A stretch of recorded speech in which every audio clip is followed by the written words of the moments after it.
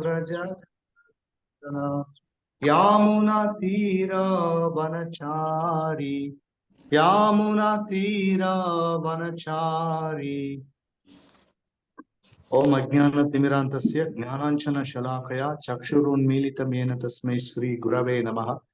नमो ओम विष्णुपादाय कृष्णप्रेष्ठाय भूतले श्रीमते भक्ति वेदांत स्वामिन इति नामिने नमस्ते सारस्वते देवे गौरवाणी प्रचारिणे निर्विशेष शून्यवादी पाश्चात्य देशतारिणे श्री कृष्ण चैतन्य प्रभो नित्यानंद श्री अद्वैत गदाधर श्रीवासादि गौर भक्त वृंद हरे कृष्ण कृष्ण कृष्ण हरे हरे हरे राम राम राम हरे हरे। மரண நேரத்துல எந்த உணர்வோட நாம மரணம் அடையிறோமோ அதற்கு ஏற்றாற் போலதான் ஒரு கதி கிடைக்கும்னு கிருஷ்ணர் 8வது அத்தியாயத்துல அக்ஷர பிரம்மயோகம்ங்கிற இந்த அத்தியாயத்துல அர்ஜுனனுக்கு சொல்லி கொண்டிருக்கிறார். யம் யம் வாபி ஸ்மரன் பாவம் தியஜத்யந்தே கலேவரம் தம் தம் ஏவைதி கௌந்தேய சதா தத் பாவ பாவிதா.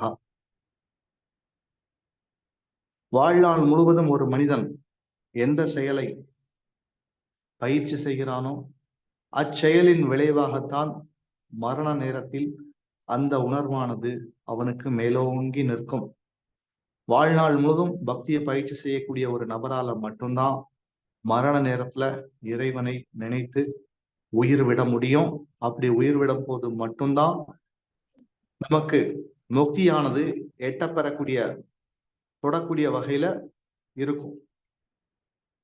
முக்தியை எட்டி பிடிக்கிறதுலாம் சாதாரண விஷயம் கிடையாது. இந்த முக்திங்கிறது மரணம் சம்பந்தப்பட்ட ஒரு விஷயம். இனி இந்த உலகத்துல நாம மரணம் அடையாத ஒரு நிலையை அடையணும்னா திரும்ப இந்த உலகத்துல பிறக்க கூடாது. நம்முடைய சொரூப சித்தியை நாம் அடையணும். அப்படி அடைஞ்சா மட்டும்தான் மீண்டும் இந்த உலகத்துல பிறக்க மாட்டோம். அதுக்கு என்ன செய்யணும்? மரண நேரத்துல நாம இறைவனையே நினைத்து கொண்டு மரணம் அடைகிறதுக்கு நாம இப்போதிருந்தே பயிற்சியை தொடங்க வேண்டும். 24 மணி நேரத்துல பெருவாரியான நேரத்தை ஆன்மீக செயல்களுக்காக பயன்படுத்தும் போது மட்டும்தான் நம்முடைய மனசும் புத்தியும் பக்குவம் அடைந்து ஆன்மீக முன்னேற்றம் கண்டு நாம மரண நேரத்துல கிருஷ்ணரையே நினைத்து கொண்டு மரணம் அடைகிறதுக்கான ஒரு சூழ்நிலை உருவாகும். வாழ்நாள் முழுசும் கிருஷ்ணரை நாம எப்படி தியானம் செய்யணுங்கிறதையும் கிருஷ்ணர் இந்த அத்தியாயத்துல சொல்லியிருக்கார். கவிம் புராணம் அனுசாசிதாரம் அனோரணியாம்சம் அனுஸ்மரேத்யா சர்வசிய தாதாரம் அச்சிந்திய ரூபம் ஆதித்ய வர்ணம் தமசக பரஸ்தாத். இந்த ஜட உலகத்துல நாம யாரையோ தியானித்து கொண்டுதான் இருக்கிறோம். நாமும் கட்டுண்ட ஜீவன்கள். நாம யாரை தியானிக்கிறோமோ அந்த நபர்களும் கட்டுண்ட நபர்களாகத்தான் பொதுவா இருப்பாங்க. இந்த போலியான தியானத்தை உணர்வை கைவிட்டுட்டு நாம எப்பொழுதுமே முழுமுதற் கடவுளை நினைக்கணும். அப்படி நினைக்கிறதுக்கான ஒரு வழிமுறையை தான் கிருஷ்ணர் இந்த ஸ்லோகத்துல சொல்லியிருக்கார். இறைவனை நாம எப்படி தியானம் செய்யணும்? முதல்ல இறைவனை பற்றிய குணங்கள் நமக்கு தெரிஞ்சாதான் இயல்பாகவே அவரையே எப்பொழுதும் நினைத்து கொண்டிருக்கக்கூடிய ஒரு நிலையை நாம அடைவோம்.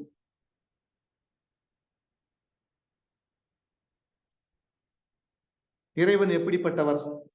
கவிம் புராணம் அனுசாசிதாரம் அனோரணியாம்சம் அனுஸ்மரேத்யா சர்வசிய தாதாரம் அச்சிந்திய ரூபம் ஆதித்ய வர்ணம் தமசக பரஸ்தாத்.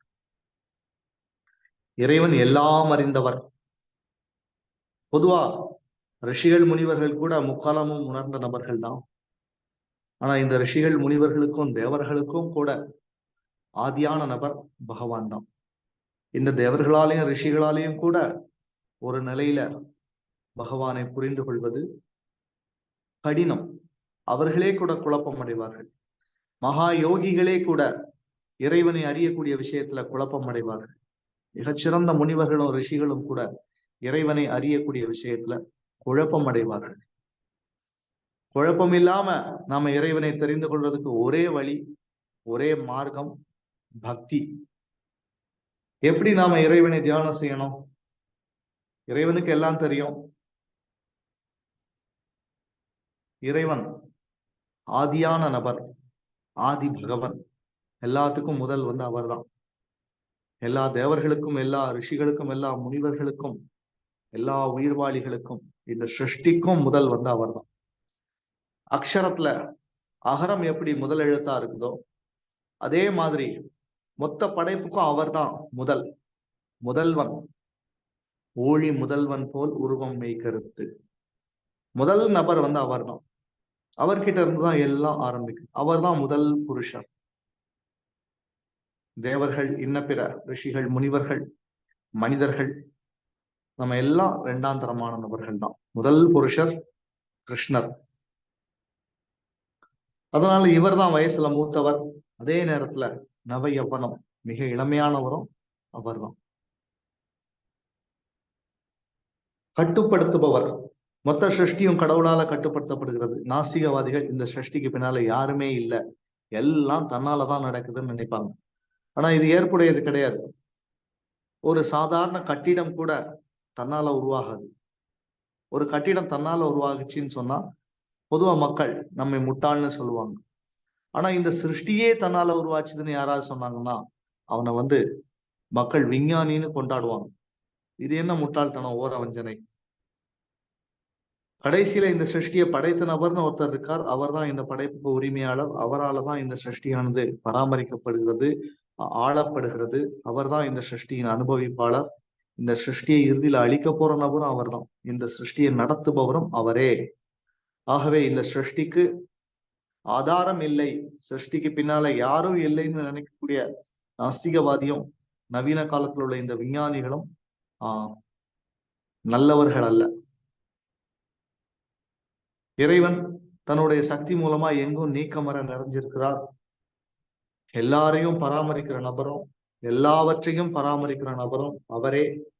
எல்லா உலகியல் கருத்துக்களுக்கும் அப்பாற்பட்டவர். கடவுள்ங்கிற தமிழ் வார்த்தைக்கு அதான் பொருள். எல்லா உலகியல் கருத்துக்களையும் கடந்து நிற்பவர். ஆகவே அவருக்கு கடவுள் என்று பெயர். இறைவன்கிற வார்த்தைக்கு ஏறக்குறைய உண்மை பொருள் அப்படின்னு அர்த்தம்.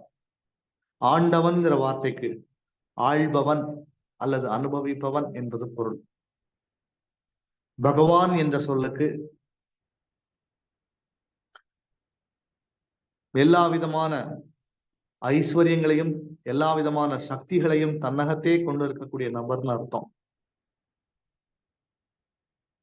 இந்த இறைவன் எல்லாரையும் பராமரிக்கிறார். இந்த சிருஷ்டி அவரால் தான் சாத்தியமா இருக்குது, இந்த ஜட சிருஷ்டி. இருந்தாலும் ஜடசக்திக்கும் அவருக்கும் சம்பந்தமே கிடையாது. அவர் முழுக்க ஆன்மீகமயமான நபர். அவரை புரிந்து கொள்வதும் கடினம். நம்ம பல நேரங்கள்ல யோசிப்போம், இந்த சிருஷ்டிக்கு பின்னால யாராவது ஒருத்தர் இருக்காங்களா இல்லையா?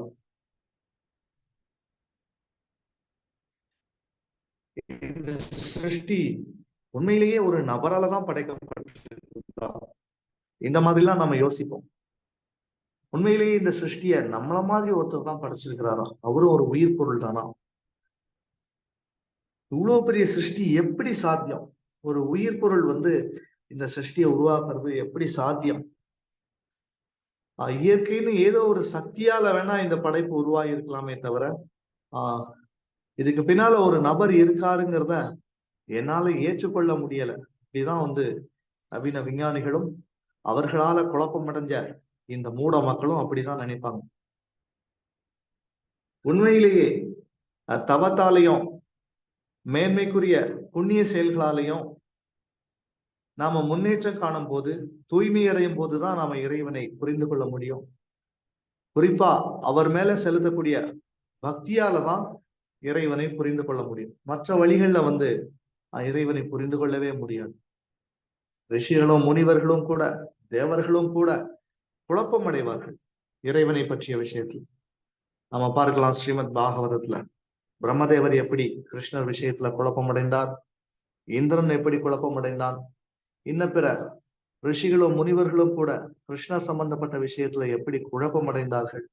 இதெல்லாம் பார்க்கும்போது சாதாரணமான மனிதர்களை பற்றியோ, இந்த இருட்டறையில் அடைப்பட்டு கொண்டு ஆராய்ச்சி செய்யக்கூடிய விஞ்ஞானிகளை பற்றியோ பேசுறதுக்கு ஒண்ணுமே இல்லை.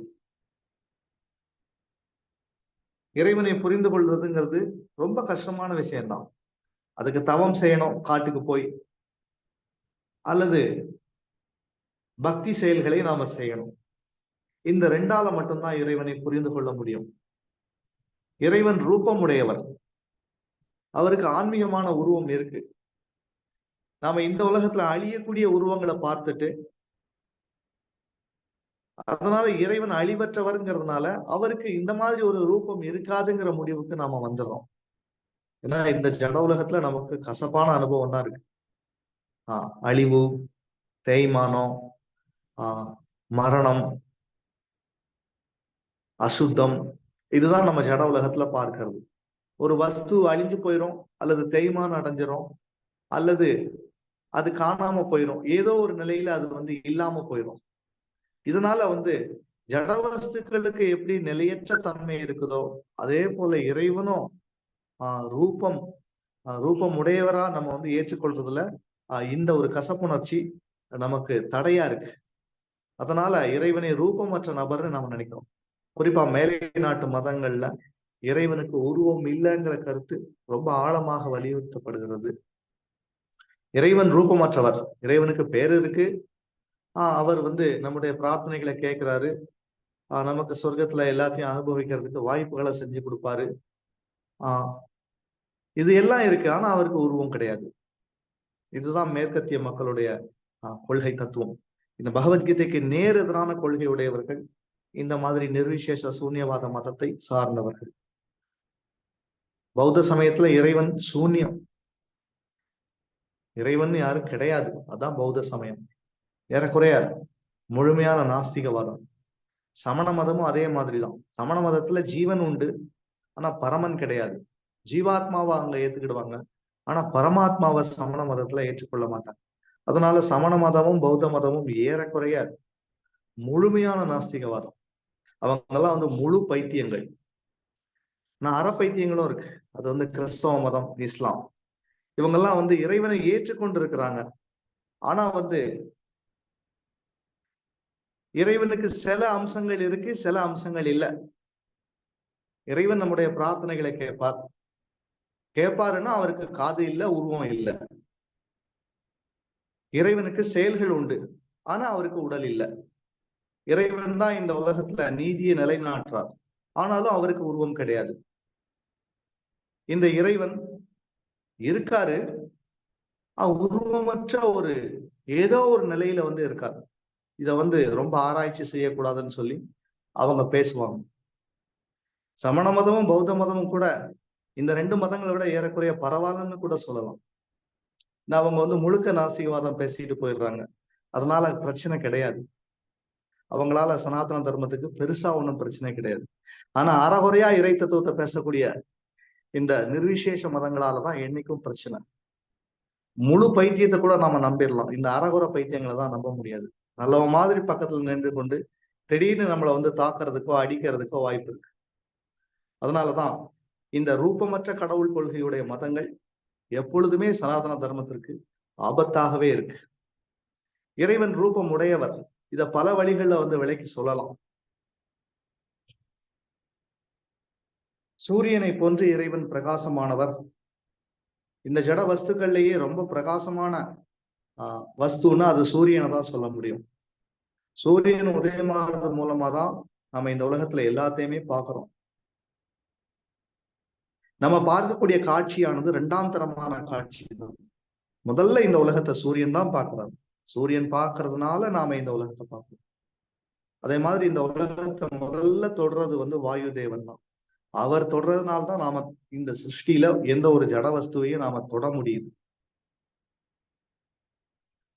இந்த மாதிரி இந்த இயற்கைக்கு பின்னால இருக்கக்கூடிய தேவர்களை கட்டுப்படுத்தக்கூடிய முழுமுதற் கடவுள், இவருடைய நிலையானது மொத்த ஜட சிருஷ்டிக்கும் ஜட இயற்கைக்கும் அப்பாற்பட்ட நபராக, உன்னதமான நபராக இறைவன் இருக்கிறார். அவருடைய சரீரமானது சச்சிதானந்த வடிவம். நம்முடைய உடம்பு எப்படி 5 வஸ்துக்களால உருவாகி இருக்குதோ, அதே போல இறைவனுடைய ரூபமானது 3 வஸ்துக்களால் ஆனது. நிலம், நீர், நெருப்பு, காற்று, ஆகாயம். இதுதான் நம்ம ஜட சரீரத்துல இருக்கக்கூடிய வஸ்துக்கள். ஆனா இறைவன் அப்படிப்பட்டவர் அல்ல. சத் சித் ஆனந்தம். சத் என்றால் சத்வம், அதாவது சத்தியம், உண்மை. சித் என்றால் அறிவு, நித்தியம், அறிவு. ஆனந்தம் என்றால் மகிழ்ச்சி. இந்த மூன்றும் கலந்த ஒரு உருவம். அது ஜடத்தன்மை அதுக்கு கிடையாது. இறைவன் சச்சிதானந்தம். இந்த சச்சிதானந்த இறைவன், சச்சிதானந்த வடிவமுடைய இறைவன் உன்னதமான நிலையில இருக்கிறார். அவர் ஒருபோதும் வீழ்ச்சி அடைகிறதே இல்லை. முக்தி அடைஞ்ச நிலையிலும் கூட ஒரு ஜீவன் முழுமுதற் கடவுளுக்கு இணையாக மாட்டான். நாமும் கூட இறைவனுடைய இனத்தை சார்ந்தவர்கள் தான். நாம ஜடத்தை சார்ந்தவர்கள் கிடையாது. ஜட சாதியை சார்ந்தவங்க நாம கிடையாது. நாமும் கூட சச்சிதானந்த ரூபம் உடையவர்கள் தான், நித்தியமான நபர்கள் தான். ஆனா இறைவன் மிகப்பெரிய நபர். அணுவாத்மாக்களான நாம எல்லாருமே மிக சிறிய நபர்கள். நாம எல்லாருமே நவீன அறிவியல் படி பார்க்கும்போது ஒட்டுண்ணி சாருண்ணின்னு நாம படிச்சிருக்கோம். ஒரு மிகப்பெரிய உயிர்வாளியை சார்ந்து இருக்கக்கூடிய மற்றொரு சிறிய உயிர்வாளி அப்படின்னு அர்த்தம். ஒன்றை சார்ந்து இருக்கக்கூடிய ஒன்று, ஒட்டி கொண்டு இருக்கக்கூடிய ஒன்று. அதே மாதிரிதான் இறைவன் மிகப்பெரிய நபர். ஜீவராசிகளான நாம எல்லாரும் அவரை சார்ந்து இருக்கக்கூடிய சின்ன சின்ன உயிர்வாளிகள். இறைவனை எல்லாம் கடந்த உன்னதமான நபராக தியானிக்கணும்னு சொல்லி இங்க பகவத்கீதையில நமக்கு உபதேசம் கொடுக்கப்பட்டுள்ளது. கடைசியில இந்த மாதிரி இறைவனுடைய செயல்களையும் அவருடைய அவதாரங்களையும் நாம புரிந்து கொண்டோம் என்றால், இறைவன் சம்பந்தப்பட்ட விஷயங்களை நாம புரிந்து கொண்டோம் என்றால், நாம இந்த உலகத்துல முக்தி அடைவது உறுதி. ஜன்ம கர்மச்ச மே திவ்யம் ஏவம் யோவேதி தத்வதः த்யக்த்வா தேகம் புனர்ஜன்ம நைதி மாமேதி சோர்ஜுன. ஜன்ம கர்மச்ச மே திவ்யம். இறைவனுடைய பிறப்பும் இறைவனுடைய செயல்களும் உன்னதமானவை. அவருடைய ஜென்மம் அவதாரம், அவருடைய செயல்கள் லீலைகள். ஆகவே அவருடைய அவதாரத்தையும் லீலைகளையும் புரிந்து கொள்ளக்கூடிய நபர்கள் மீண்டும் இந்த உலகத்துல பிறக்க வேண்டிய அவசியமே கிடையாது.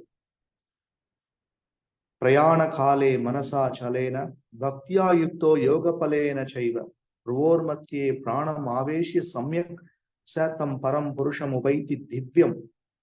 யார் ஒருத்தர் மரணம் அடையக்கூடிய சமயத்துல தன்னுடைய உயிர் மூச்சை 2 புருவங்களுக்கு மத்தியில நிறுத்தி யோக பலத்தால பிறழாத மனத்தோட முழு பக்தியோட பரமபுருஷரை தியானித்து கொண்டே இந்த சரீரத்தை விடுகிறார்களோ அவர்கள் பரமபுருஷருடைய திருநாட்டிற்கு சென்றடைவார்கள்.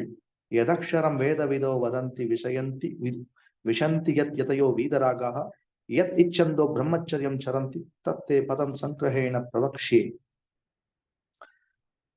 முக்தி அடைகிறதுக்கு ஒவ்வொரு மார்க்கத்திலையும் வேற வேற வழிமுறைகள் சொல்லப்பட்டிருக்கு. ஞான மார்க்கத்துல வேற, யோக மார்க்கத்துல வேற, பக்தி மார்க்கத்துல வேற. ஞான மார்க்கத்துல ஒருத்தன் தன்னை உணர்ந்த முக்தி அடையலாம். யோக மார்க்கத்துல பரமாத்மாவை தியானம் செஞ்சு முக்தி அடையலாம். ஆனா பக்தி மார்க்கத்துல முக்தியானது முழுக்க இறைவனுடைய கையில தான் இருக்கு. நாம அவரையே சார்ந்து சரணாகதி அடைஞ்சு அவருடைய கருணையை பெற்றோம் என்றால் பக்தி மார்க்கத்துல நாம முக்தி அடைகிறோம். ஸ்ரீ கிருஷ்ணர் இந்த அத்தியாயத்துல முக்தியை பத்தி பேசும் பொழுது அதிகமாக ஞான மார்க்கத்தையும் யோக மார்க்கத்தையும் தான் முக்திக்கான படித்தரங்களாக மார்க்கங்களாக சொல்லியிருக்கார். ஆனா இந்த அளவுக்கு கஷ்டம் பக்தி மார்க்கத்துல கிடையாது. முக்திங்கிறது ரொம்ப கஷ்டமான விஷயம்தான். ஆனா அதே சமயத்துல பக்தி மூலமா முக்தி அடைகிறது ரொம்ப எளிது. ஞான மார்க்கத்து மூலமாகவும் யோக மார்க்கத்து மூலமாகவும் ஒரு நபர் வெற்றி அடைகிறதுக்கு என்ன செய்யணுங்கிறது தான் கிருஷ்ணர் இந்த ஸ்லோகத்துல சொல்லியிருக்கிறார். வேதங்களை கற்றவர்களும் ஓம்காரத்தை உச்சரிப்பவர்களும் துறவில் சிறந்த முனிவர்களும் பிரம்மனில் நுழைகின்றனர். இத்தகு பக்குவத்தை விரும்புபவன் பிரம்மச்சரிய விரதத்தை கடைபிடிக்கிறான். முக்தி அடைவதற்கான இம்முறையை தற்போது நான் உனக்கு சுருக்கமாக விளக்குகிறேன். கிருஷ்ணர் இந்த மாதிரி முக்தியை பத்தி ஞான மார்க்க யோக மார்க்கத்து மூலமா முக்தி அடையதை பற்றி சொல்லியிருக்கிறார். இது எல்லாம் வேத கலாச்சாரத்தை சார்ந்த விஷயங்கள். சாஸ்திரங்களை படிப்பது, மந்திரங்களை உச்சாரணம் செய்வது, துறவரத்தை தீவிரமாக கடைபிடிப்பது, பிரம்மச்சரிய விரதத்தை கடைபிடிப்பது, இது எல்லாம் முக்திக்கு நமக்கு உதவக்கூடிய விஷயங்கள் தான். முக்தி அடையணும்னாலே இந்த விஷயங்கள்லாம் கடைபிடிக்கப்படுறது வேத கலாச்சாரத்துல ஒரு முக்கியமான அங்கமா இருந்தது. குறிப்பா பிரம்மச்சரிய விரதத்தை கடைபிடிக்கணும். இந்த பிரம்மச்சரிய விரதம் தான் ஆன்மீக வாழ்க்கையோட ஆரம்பம். எப்போ நம்ம காம வாழ்க்கையை தியாகம் செய்யறோமோ அப்போ இருந்துதான் நமக்கு ஆன்மீக வாழ்க்கையே ஆரம்பமாகுது. எப்போ நாம தீட்சை பெறுகிறோமோ ஆன்மீக குரு கிட்ட, அப்போ இருந்துதான் ஆன்மீக வாழ்க்கை நமக்கு ஆரம்பமாகுது. அது மட்டும் இல்ல, சந்நியாச தீட்சை எப்போ பெறுறோமோ அப்போ இருந்துதான் நமக்கு ஆன்மீக வாழ்க்கையே ஆரம்பமாகுதுன்னு கூட சொல்லலாம். காமம் எப்பொழுது ஒரு ஜீவனால முழுமையாக தியாகம் செய்யப்படுகிறதோ, மனித உடல்ல இருக்கக்கூடிய ஒரு உயிர்வாளி எப்போ காமத்தை தியாகம் செய்யறானோ அந்த நாள்ல இருந்துதான் அவனுக்கு ஆன்மீக முன்னேற்றமே ஆரம்பிக்குது. ஒரு பக்கம் காமம், இன்னொரு பக்கம் ஆன்மீக செயல்கள், இதெல்லாம் ஒண்ணும் தேராது. இந்த மாதிரி நபர்கள்லாம் முன்னேற்றம் காண்பது கடினம். ஆகவேதான் இந்த 4 வகையான ஆசிரமங்கள்ல கிரகஸ்த ஆசிரமத்தை தவிர்த்து மற்ற ஆசிரமங்கள்ல புலனடக்கமானது தீவிரமாக கடைபிடிக்கப்படுகிறது. குறிப்பாக பிரம்மச்சரிய விரதம். கிரகஸ்தாசிரமத்திலே கூட குழந்தைகளை பெற்றுக்கொள்வதற்கு காமம் அனுமதிக்கப்பட்டிருக்குது. மற்றபடி காம சுகத்திற்கு அவசியமே கிடையாது. எல்லாருமே பிரம்மச்சரிய விரதத்தை கடைபிடிக்கிறதுல தவறொன்றும் கிடையாது.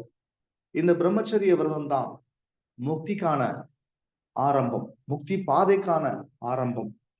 பிரம்மச்சரிய விரதத்தை கடைபிடித்து மந்திரங்களை உச்சாரணம் செய்து வேத இலக்கியங்களை முறையாக கற்று தன்னை உணர்ந்து இறைவனை உணர்ந்து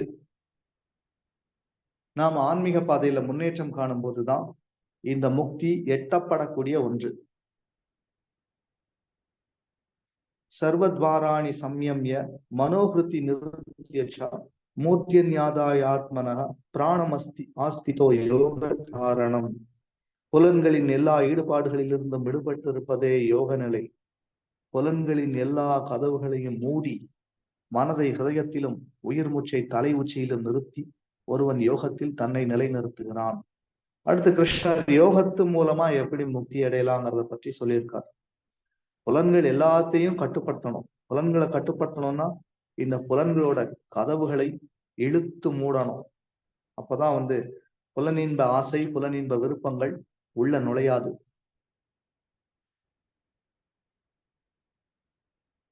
நம்முடைய இதயத்துல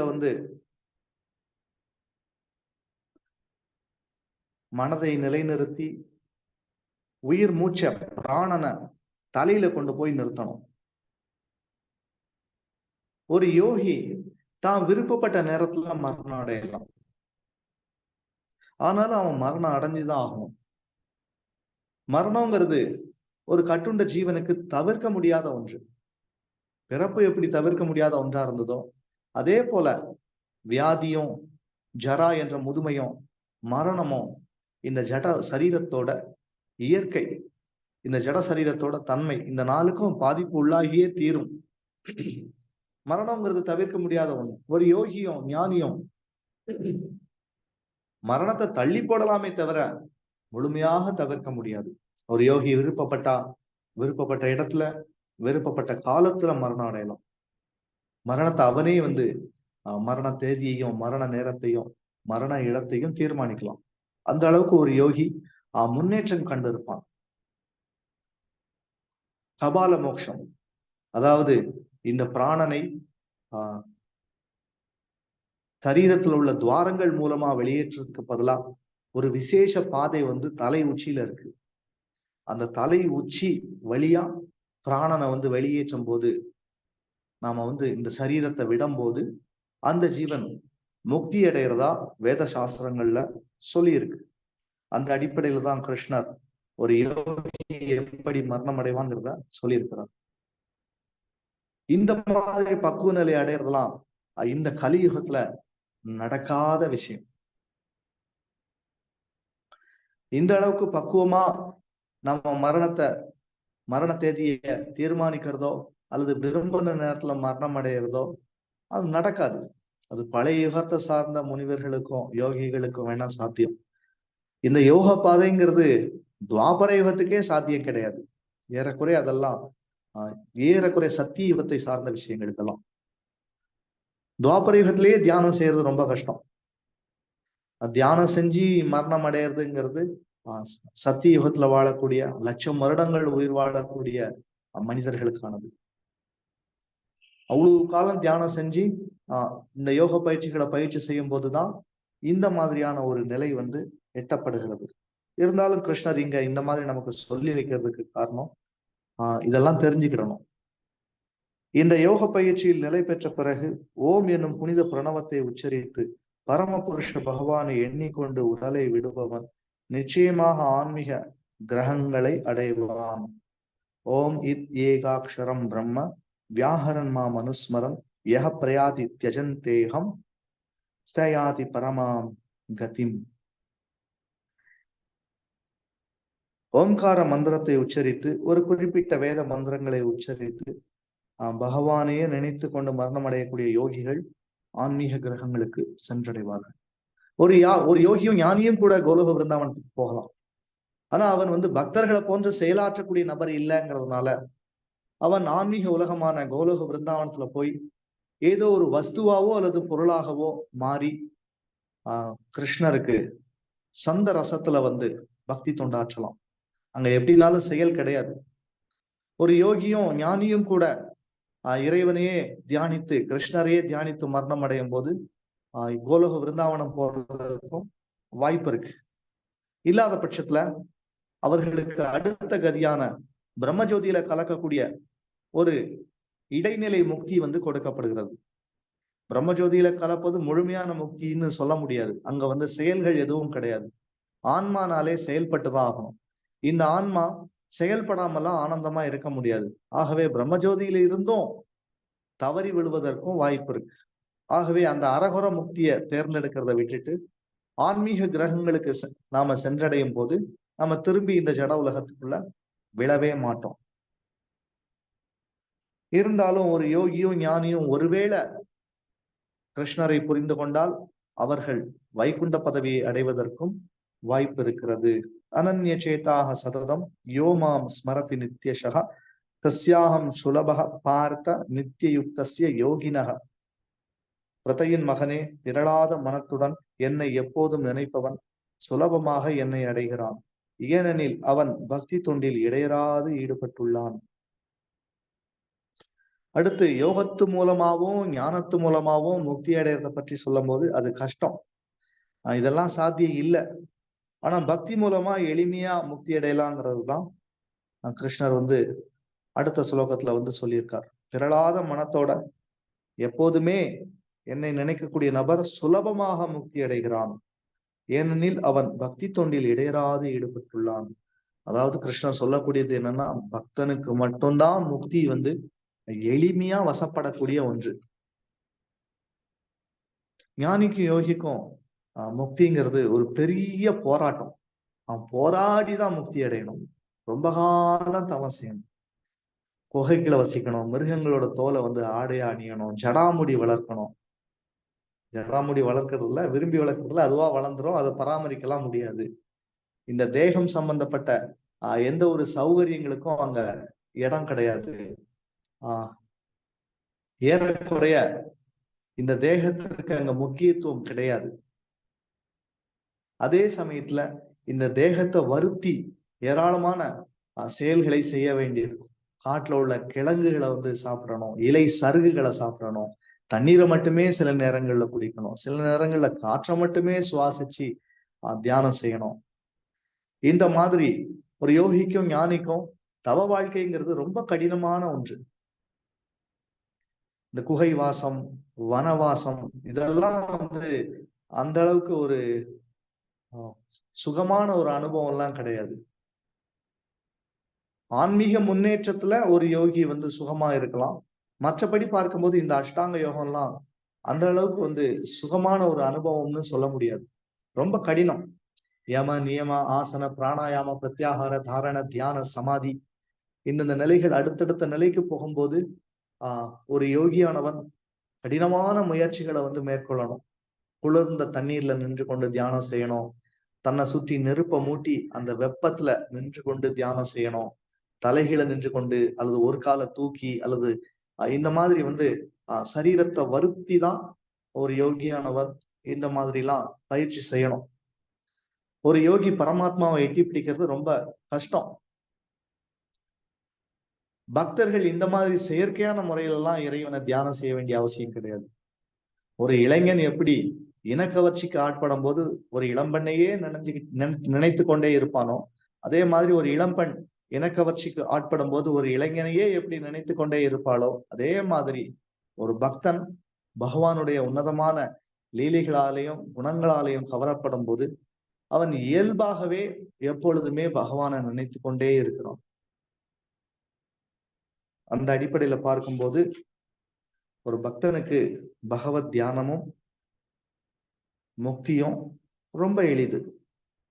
மாமுபேத்திய புனர்ஜன்ம துக்காலயம் அசாஸ்வதம் நாப்னுவந்தி மகாத்மான சம்சுத்திம் பரமாம் கதாக. பக்தியில் யோகிகளான மகாத்மாக்கள் என்னை அடைந்த பிறகு முற்றிலும் துன்பம் நிறைந்த இந்த தற்காலிகமான உலகத்திற்கு திரும்பி வருவதே இல்லை. ஏனெனில் அவர்கள் மிக உயர்ந்த பக்குவத்தை அடைந்து விட்டனர். அதாவது வைகுண்டத்திற்கு போன நபர்கள் திரும்பி வரமாட்டாங்க. வைகுண்டத்திற்கு வந்து ஒன் வே மட்டும்தான். அங்க போனவங்க வந்து ரிட்டர்ன் டிக்கெட் கிடையாது. கைலாசமோ அல்லது பிரம்மலோகமோ அல்லது பிரம்ம ஜோதியோ அல்லது ஸ்வர்கலோகங்களோ எங்க போனாலும் நம்ம திரும்பவும் இதே பூமிக்கு மண்ணுலகத்திற்கு திரும்பி வந்துருவோம். ஆனால் வைகுண்ட கிரகத்தை அடைந்த நாம திரும்பவும் இந்த ஜட உலகத்திற்குள்ள பிறவி எடுக்க வேண்டிய அவசியம் கிடையாது. கிருஷ்ணர் இந்த உலகத்தை பற்றி சொல்லும் போது துக்காலயம் என்றும் அசாஸ்வதம் என்றும் சொல்கிறார். இந்த உலகம் தற்காலிகமானது, இந்த உலகம் துன்பம் நிறைந்தது. எப்படிப்பட்ட துன்பங்கள்லாம் இருக்கு? ஜன்ம, மிருத்யு, ஜரா, வியாதின்னு 4 துன்பங்கள் இருக்கு இந்த ஜட உலகத்துல. இந்த துன்பங்கள்ல இருந்து யாருமே விதிவிலக்கு கிடையாது. அடுத்து 3 வகையான கிளேஷங்கள் இருக்கு. ஆத்தியாத்மிக, அதிதைவிக, அதிபௌதிக. ஜட உலகம்னாலே அது துன்பம் நிறைஞ்ச இடம் தான், தவிர்க்க முடியாத ஒன்று துன்பம்ங்கிறது. இந்த துயரங்கள் எல்லாம் நாம இந்த ஜட சரீரத்துல இருக்கும்போது நிச்சயமா வந்து அனுபவித்தே தீரணும். நம்ம வரலாற்றுல படிச்சிருப்போம், ஏற்கனவே நான் சொன்ன மாதிரி. சீனாவின் துயரம் மஞ்சளாறு. அந்த மஞ்சளாறு இருந்தும் பிரயோஜனம் இல்லை, இல்லாமலும் பிரயோஜனம் இல்லை. எப்போதுமே வெள்ளம் அதிகமா வந்து சீன மக்களை வந்து கொன்று குவிச்சுட்டே இருக்கும். அதனால வரலாற்றுல வந்து நாம அதை சீனாவின் துயரம் மஞ்சளாறு நம்ம வந்து படிச்சிருக்கிறோம். அதே மாதிரிதான் இந்த ஜட உலகத்துல தவிர்க்க முடியாத துயரங்களாக இருக்கிறது இந்த 4 வகையான துன்பங்களும் 3 வகையான கிளேஷங்களும். துக்காலயம், ஆலயம் என்றால் இருப்பிடம், துக்கம் என்றால் துன்பம். இந்த ஜட உலகத்துல துன்பங்கள் தான் அதிகம். இன்பமும் இருக்கு, ஆனா இன்பம்ங்கிறது இந்த ஜட உலகத்துல அற்பமான ஒன்றா இருக்கு. எப்பொழுதுமே நாம வந்து துன்பத்தை தான் அனுபவிக்கிறோம். சில நேரங்கள்ல அற்பமான அளவுல நமக்கு வந்து சிற்றின்பங்கள் கிடைக்குது.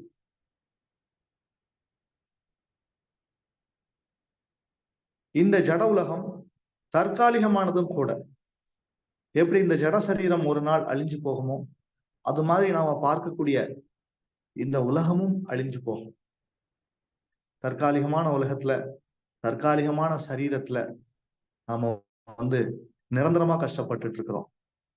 ஆகவே இந்த பிறப்பிறப்புக்கு முடிவு கட்டணும்னா நம்ம இறைவனுடைய திருநாட்டிற்கு போய் சேரணும். அதுக்கு ரொம்ப எளிமையான வழிதான் பக்தி. கடைசியில வந்து ஒரு பக்தன் தான் சிறந்த யோகி, ஒரு பக்தன் தான் சிறந்த ஞானி, ஒரு பக்தன் தான் சிறந்த புண்ணியவான். அவனுக்கு கிடைக்கக்கூடிய இந்த கதியானது மற்ற நபர்களுக்கு மிக மிக கடினமான ஒன்று.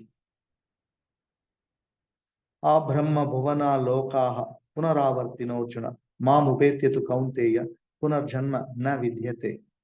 ஜட உலகின் மிக உயர்ந்த லோகத்திலிருந்து மிகவும் தாழ்ந்த லோகம் வரை அனைத்தும் பிறப்பும் இறப்பும் மாறி மாறி நடைபெறும் துன்பம் நிறைந்த இடங்களே.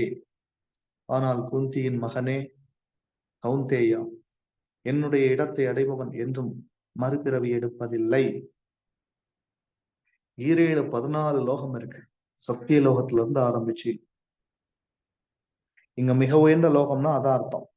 ஆ பிரம்மா, அந்த பிரம்மனுடைய உலகம் முதற்கொண்டு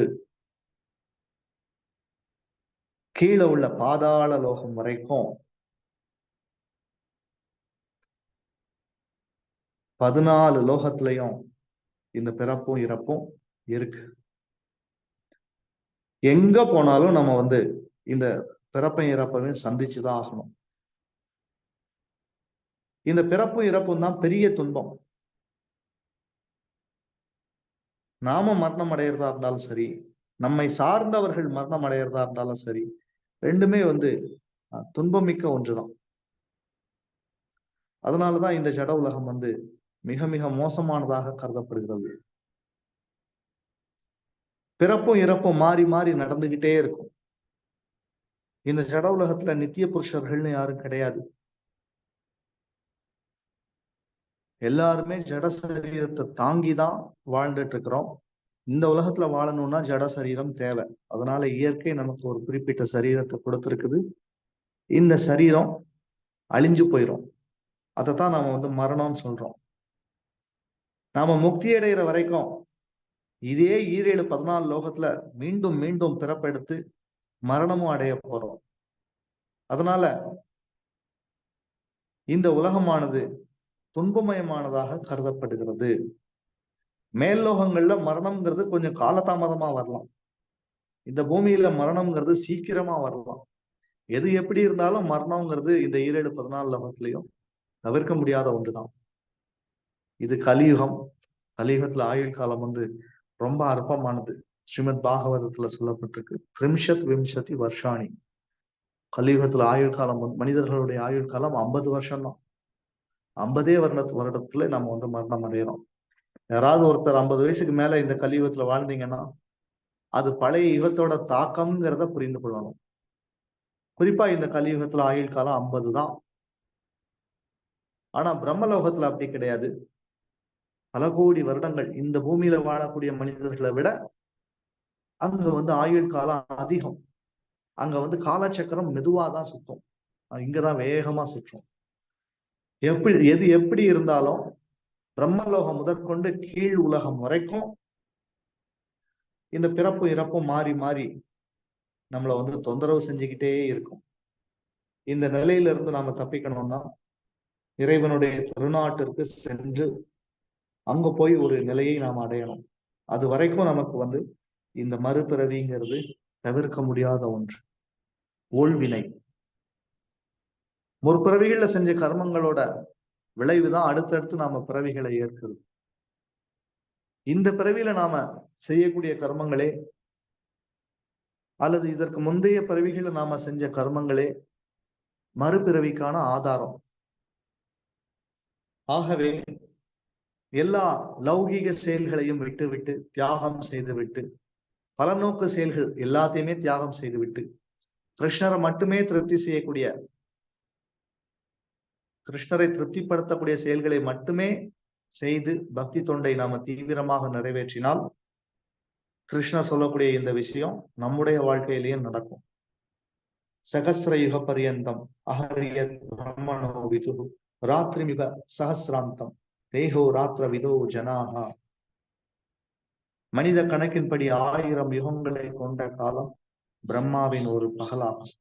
அவரது இரவின் காலமும் அது போன்று நீண்டதே. 60 வினாடிகள் சேர்ந்தது ஒரு நிமிஷம், 60 நிமிஷங்கள் சேர்ந்தது 1 மணி நேரம். இந்த மாதிரி 12 மணி நேரங்கள் சேர்ந்தது ஒரு பகல். ஒரு பகலும் ஒரு இரவும் சேர்ந்தது ஒரு நாள். இந்த மாதிரி சூரியனை வச்சு நாட்கள் கணக்கிடப்படுகிறது, சந்திரனை வைத்து மாதங்கள் கணக்கிடப்படுகிறது. ஒரு வளர்பிறையும் ஒரு தேய்பிறையும் சேர்ந்தது ஒரு மாசம், 2 மாதங்கள் சேர்ந்தது ஒரு பருவம், 6 பருவங்கள் சேர்ந்தது ஒரு வருஷம். அதாவது ஒரு வளர்பிறையும் ஒரு தேய்பிறையும் சேர்ந்தது ஒரு மாசம், 2 மாதங்கள் சேர்ந்தது ஒரு பருவம், 6 பருவங்கள் சேர்ந்தது ஒரு வருடம், இதே மாதிரி 12 வருடங்கள் சேர்ந்தது ஒரு அயனம். இதெல்லாம் ஒரு குறிப்பிட்ட கணக்கு. 4,32,000 வருஷம் இது ஒரு கலியுகம். அதை 2ஆல பெருக்கினா வரக்கூடியது துவாபர யுகம். அதை 3ஆல பெருக்கினா வரக்கூடியது திரேதா யுகம். அதை 4ஆல பெருக்கினா வரக்கூடியது சக்தி யுகம். இந்த 4 யுகங்களும் சேர்ந்தது ஏறக்குறைய 46 லட்சம் வருடங்கள் வரைக்கும் வரும். ஒரு சத்துர்யுகம் என்று அறியப்படுகிறது. இந்த மாதிரி ஒரு குறிப்பிட்ட சத்துர் யுகங்கள் சேர்ந்தது ஒரு மனுவுடைய காலம். 14 மனுக்கள் பிரம்மதேவருடைய ஒரு பகல் பொழுதுல வந்து போகிறார்கள். இதே போல அவருக்கு இரவு பொழுதும் இருக்கு. இந்த மாதிரி அவரும் ஒரு குறிப்பிட்ட கால வருடங்கள் இந்த பிரம்மாண்டத்துக்குள்ள உயிர் வாழ்கிறார்.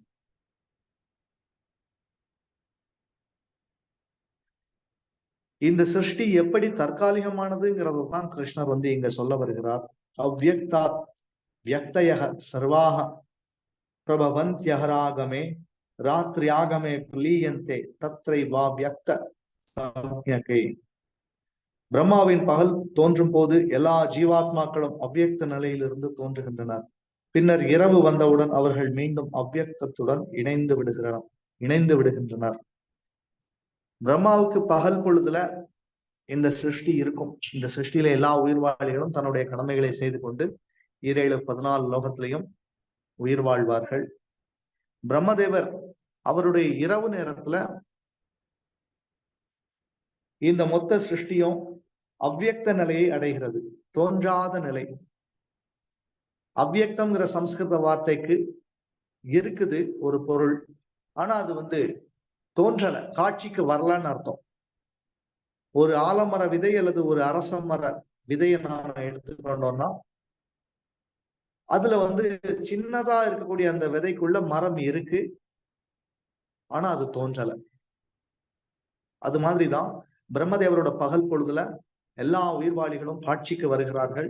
இரவு பொழுது வந்த உடனே இந்த உயிர்வாளிகள்லாம் இருக்கிறார்கள், ஆனா அதே சமயத்துல காட்சிக்கு வராம அவ்வியக்த நிலையை அடைகிறார்கள்.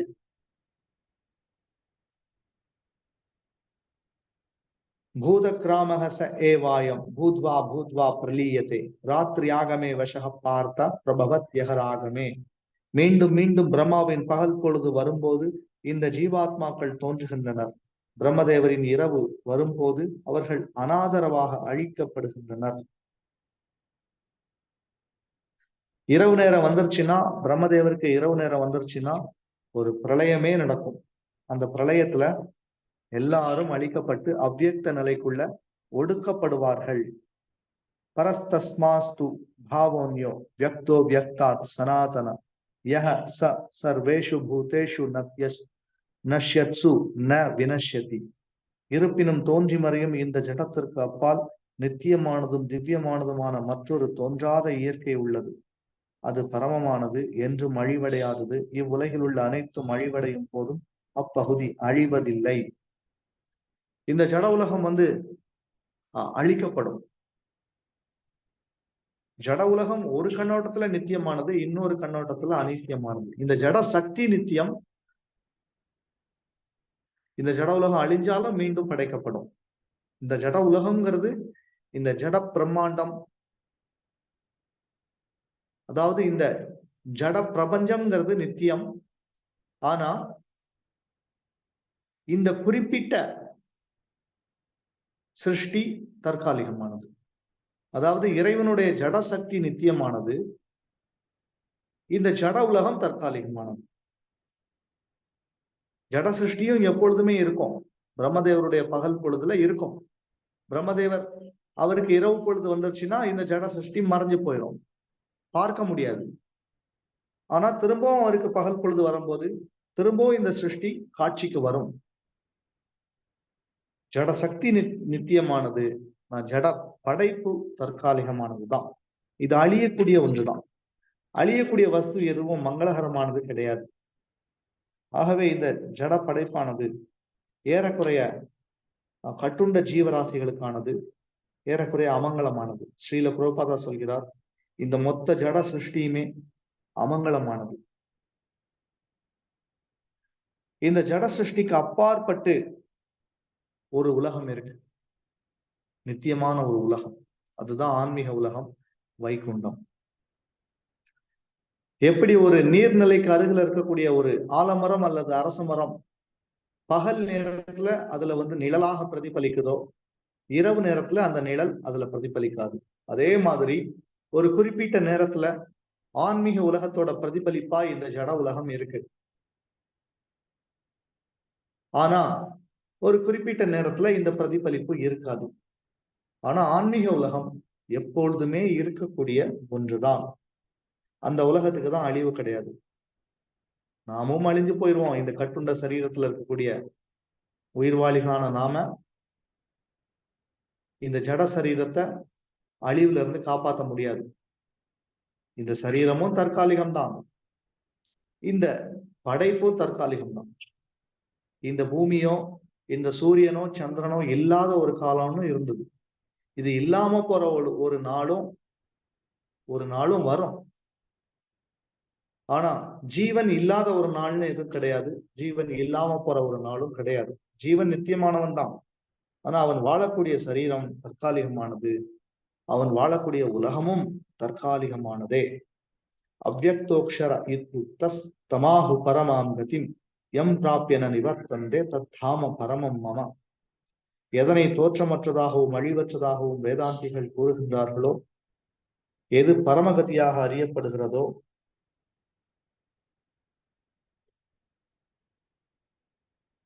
எந்த இடத்தை அடைந்தவர் மீண்டும் திரும்பி வருவதில்லையோ அதுவே எனது உன்னத இருப்பிடம்.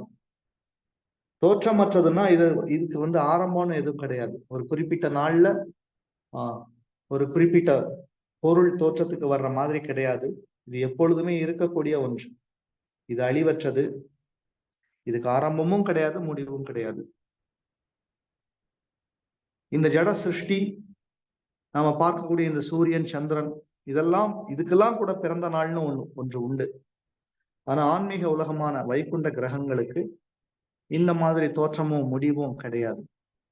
வேதாந்திகள் இந்த மாதிரி தான் இத பரம வாசஸ்தலமாக சொல்லி இருக்கிறார். ஓம் தத் விஷ்ணோஹோ பரமம் பதக்கம் சதா பஷ்யந்தி சூரையா திவீவ சக்ஷுராததம் தத் விப்ராசோ விபண்யவோ ஜாகிருவாகம் சக சமிந்ததே. ஓம் தத் விஷ்ணோஹோ பரமம் பதம், பரம வாசஸ்தலம். இதுதான் வேத இலக்கியங்களும் சொல்லி இருக்குது. யார் அந்த இடத்துக்கு போறாங்களோ அங்க போனா அவங்க திரும்பி வரவே மாட்டாங்க. அது உன்னதமான நித்தியமான வாசஸ்தலம். புருஷக ச பரஹ பார்த்த பக்தியா லப்யஸ்வனன்யா யஸ்யாந்தஹஸ்தானி பூதானி ஏன சர்வம் இதம் ததம். எல்லோரிலும் சிறந்தவரான பரமபுருஷ பகவானை களங்கமற்ற பக்தியினால் அடைய முடியும். அவர் தனது இருப்பிடத்தில் வசிக்கும் போது எங்கும் நிறைந்தவராக உள்ளார். மேலும் அனைத்தும் அவரினுள் அமைந்துள்ளது. பகவான் அவரோட இருப்பிடத்துல வசித்தாலும் இந்த ஜட சிருஷ்டிலையும் அவருடைய சக்தி மூலமா எங்கும் வியாபித்திருக்கிறார். அணுவுக்குள்ளேயும் அவர் இருக்கார். இந்த பரமாத்மா எங்கும் வியாபித்த நபராக இருக்கிறார். இவரை ஒரு ஜீவனால் பக்தியால மட்டும்தான் புரிந்து கொள்ள முடியும். பக்தியால மட்டும்தான் அவரை அடையவும் முடியும், அவருடைய உலகத்திற்கு போகவும் முடியும். இந்த மொத்த சிருஷ்டியும் அவருக்குள்ளதான் அடக்கம். எத்திர காலே பனாவிருத்திம் ஆவிருத்திம் சைவ யோகினக பிரயாதா யாந்திதம் காலம் வக்ஷ்யாமி பரதர்ஷபா. எந்த நேரங்கள்ல இந்த உலகை விட்டு செல்லக்கூடிய யோகி மீண்டும் வருகிறான் அல்லது வராமல் போகிறான் என்பதை பற்றி நான் இப்போது உனக்கு விளக்குகிறேன். திரும்பவும் கிருஷ்ணர் யோக மார்க்கத்து மூலமா மரணம் அடையக்கூடிய ஒரு யோகியை பற்றியும் ஞானியை பற்றியும் பேச வருகிறார். ஒரு யோகி எந்த நேரத்துல மரணம் அடைஞ்சா திரும்பி வருவான். எந்த நேரத்துல மரணம் அடைஞ்சா அவன் திருப்பி வரமாட்டான். இத கிருஷ்ணர் சொல்ல போகிறார். அக்னிர் ஜோதிரஹ சுக்லஹ ஷண்மாசா உத்தராயணம் தத்ர பிரயாதா கச்சந்தி பிரம்ம பிரம்ம பிரம்ம பிரம்ம விதோஜனாக. பரபிரம்மனை அறிந்தவர்கள் அக்னி தேவனோட ஆதிக்கத்துல ஒளியில் பகலின் நல்ல நேரத்துல வளர்ப்பறை உள்ள 2 வாரங்கள்ல சூரியன் வடக்கு நோக்கி செல்லும் 6 மாதங்களில் இவ்வுலகை விட்டு சென்ற அந்த யோகியானவன் பரமனை அடைகின்றான். அதாவது ஒரு யோகி உத்தராயண காலத்துல தன்னுடைய மரண தேதியை தீர்மானிக்கணும். வளர்ப்பிறை நேரத்துல பகல் நேரத்துல அக்னி தேவனோட ஆதிக்கம் இருக்கக்கூடிய சமயத்துல வெளிச்சத்துல ஒளியில மரணம் அடையக்கூடிய சமயத்துல அவன் முக்தி அடைகிறான். இதற்கு நேர் எதிர்மாறா தூமோ ராத்ரிஸ்தா கிருஷ்ணா ஷண்மாசா தட்சிணாயனம் தத்ர சந்திராமசம் ஜோதிர் யோகி பிராப்திய நிவர்த்ததே. புகையிலும் இரவிலும் தேய்பிறையிலும் சூரியன் தெற்கு நோக்கி செல்லும் தட்சிணாயன காலத்திலும் 6 மாதங்களில் இவ்வுலகை விட்டு செல்லும் யோகிகள் சந்திர உலகத்தை அடைந்து மீண்டும் திரும்பி வருகின்றனர். இந்த மாதிரி பக்குவம் இல்லாத யோகிகள், பக்குவம் அடையாத யோகிகள் அவங்க தட்சிணாயன காலத்துல உயிர் விடுறதுனால அவர்கள் முக்தி அடைய முடியாது. சொர்க்கலோகத்துக்கு போகலாம். சொர்க்கலோகத்துல போயிட்டு கொஞ்ச காலம் உலகியல் சுகபோகங்களை அனுபவித்து விட்டு திரும்பவும் இந்த பூமிக்கே வரணும். இங்க சந்திரலோகத்தை தான் கிருஷ்ணர் சொர்க்கலோகம்னு சொல்லியிருக்கார். பகவத்கீதையில பார்க்கும்போது சந்திர மண்டலத்தை தான் கிருஷ்ணர் சொர்க்கலோகம்னு சொல்ல வர்றார். சுக்ல கிருஷ்ணே கதீஹ்யதே ஹேதே ஜகதக சாஸ்வதே மதே ஏகயா யாத்யாரா புக்திம் அன்யா வர்த்ததே. புனக வேத கருத்தின்படி இந்த உலகிலிருந்து செல்வதற்கு 2 வழிகள் உள்ளன. ஒன்று ஒளியில், மற்றொன்று இருளில். ஒளியில் சரீரத்தை விடுபவன் திரும்பி வருவதில்லை. ஆனால் இருளில் சரீரத்தை விடுபவன் திரும்பி வருகிறான். நல்ல ஞானத்தோட, பூர்ணமான உணர்வோட, திவ்யமான நிலையில ஒரு நபர் சரீரத்தை விடும்போது அவன் முக்தி அடைகிறான். இதற்கு நேர் எதிர்மாறான நிலையில மரணம் அடையக்கூடிய நபர் ஒரு யோகியா இருந்தா நல்ல கதியை அடைவதற்கு பதிலா, அதாவது முக்தி அடையறதுக்கு பதிலா சொர்க்கலோகத்திற்கு போய்விட்டு திரும்பவும் வருவான். ஆனா யோகியாகவோ அல்லது ஞானியாகவோ இல்லாமல் சாதாரணமான மனிதர்கள் எந்த நேரத்துல மரணம் அடைஞ்சாலும் கடைசியில அது இந்த பிறவியால அவனுக்கு எந்த பிரயோஜனமும் கிடையாது. உண்மையிலேயே ஒரு நபர் உத்தராயண காலத்துல இதே மாதிரி அக்னி தேவனோட ஆதிக்கத்துல பகல் நேரத்துல நல்ல ஒரு முகூர்த்த நேரத்துல அல்லது ஒரு நல்ல மங்களகரமான நேரத்துல ஒரு கருமி ஒருவன், பக்தி இல்லாத ஒரு மூடன் ஒருவன் கூட மரணம் அடையலாம். அவன் முக்தி அடைஞ்சிட்டான்னு நாம தவறான முறையில புரிந்து கொள்ளக்கூடாது. இதெல்லாம் ஒரு யோகிக்கு தான் கணக்கு. அர்ஜுனா, இவ்விரண்டு பாதைகளையும் அறிந்துள்ள பக்தர்கள் ஒருபோதும் குழப்பம் அடைவதில்லை. எனவே எப்போதும் பக்தியில் நிலை பெறுவாயாக. 2 வழி இருக்கு. ஒண்ணு ஞானத்தோட மரணம் அடைகிறது, இன்னொன்னு அஞ்ஞானத்துல மரணம் அடைகிறது. அஞ்ஞானத்துல மரணம் அடைஞ்சோம்னா திருப்பி வருவோம். ஞானத்துல மரணம் அடைஞ்சோம்னா திருப்பி வரமாட்டோம். வேதேஷு யக்ஞேஷு தபசு செய்வ தானேஷு யத் புண்ணிய பலம் பிரதிஷ்டம் அத்யேதி தத் சர்வம் இதம் விதித்வா யோகி பரம்ஸ்தானம் உபைதி சாத்தியம். பக்தி தொண்டின் பாதையை ஏற்பவன் வேதங்களை படித்தல், யாகங்களை செய்தல், தவம் புரிதல், தானம் கொடுத்தல், கர்ம ஞான பாதைகளை மேற்கொள்ளுதல் ஆகியவற்றால் அடையப்படும் பலன்களை இழப்பதில்லை. பக்தி தொண்டை செய்வதன் மூலமாகவே இவை அனைத்தையும் பெற்று இறுதியில் நித்தியமான உன்னத இடத்தை அவன் அடைகிறான். ஒரு பக்தன் எந்த மாதிரி நிலையை அடைவான்? திரும்பவும் கிருஷ்ணர் பக்தர்களை பத்தி பேசுறார். ஒரு யோகி எப்படி மரணம் அடையணும்னு கிருஷ்ணர் பேசினார். திரும்ப பக்தர்கள் எப்படி சுலபமா முக்தி அடைகிறாங்கிறத பற்றி பேசினார்.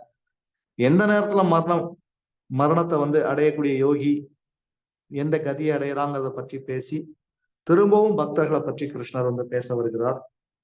இந்த பக்தி பாதையில இருக்கக்கூடிய நபர்கள் ஒரு யோகியும் ஒரு ஞானியும் அடையக்கூடிய ஆசீர்வாதங்களையும் நல்ல விஷயங்களையும் ஒரு பக்தன் அடையாம போவது கிடையாது.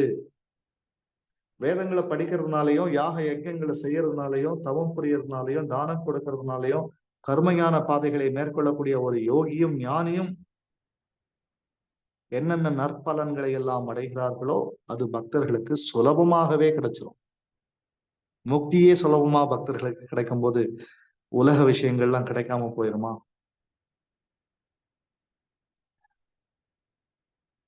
கடைசியில ஒரு பக்தனுக்கு மிக உயர்ந்த பிராப்தமாக மிக எளிமையாக முக்தி கிடைக்குது. ஆகவே நம்ம சிரமப்பட்டு முக்தி அடைகிறத விட, அதாவது யோக ஞான பாதை மூலமா கடினமான பிரயத்தனங்களை மேற்கொண்டு முக்தி அடைகிறத விட மிக சுலபமாக பக்தி மூலமாக முக்தி அடையலாம். ஆகவே கிருஷ்ணர் வந்து பகவத்கீதையில பல இடங்கள்ல யோக மற்றும் ஞான மார்க்கத்தை பற்றி பல விளக்கங்கள் கொடுத்தாலும் அந்த விளக்கங்கள் எல்லாமே பக்தியோட தரத்தை உயர்த்தி காட்டுறதுக்காக தான், ஒரு பக்தனுடைய நிலையை உயர்த்தி பேசுறதுக்காக தான் கிருஷ்ணர் அங்கங்க யோகத்தை பத்தியும் ஞானத்தை பத்தியும் வந்து பேசுறார். ஒரு யோகி கஷ்டப்பட்டு அடையக்கூடிய ஒரு நல்ல கதிய ஒரு பக்தன் சாதாரணமாவே அடையலாம். ஒரு ஞானி கடுமையான முயற்சிகளுக்கு அப்புறம் அடையக்கூடிய ஒரு நற்பலனை ஒரு பக்தன் சாதாரணமாகவே அடையறாங்கிறது அதை வந்து நிரூபிச்சு காட்டணுங்கிறதுக்காக தான் கிருஷ்ணர் ஞானத்தை பற்றியும் யோகத்தை பற்றியும் மீண்டும் மீண்டும் பல இடங்கள்ல வந்து பேசியிருக்கிறார். கிருஷ்ணர் பக்தி யோகத்தை உயர்வா நிலைநிறுத்துறதுக்காக தான் மற்ற யோகங்களை பற்றியே பகவத்கீதையில பேசுறாருங்கிற உண்மையை நாம புரிந்து கொள்ளணும். இந்த 8ஆம் அத்தியாயத்துல அக்ஷர பிரம்ம யோகம், பிரம்ம நிலையை, முக்தி நிலையை அடையறத பற்றி கிருஷ்ணர் இந்த மாதிரி விளக்கம் கொடுத்து இந்த அத்தியாயத்தை வந்து நிறைவு செய்யறார். இந்த அத்தியாயத்தோட சாரம் என்னன்னா, முக்திங்கிறது ஒரு பக்தனுக்கு மிக எளிமையாக அடையப்படத்தக்க ஒன்று. அவ்வளவுதான். ஹரே கிருஷ்ணா. ஏதாவது கேள்விகள் சந்தேகங்கள் இருந்தா கேட்கலாம்.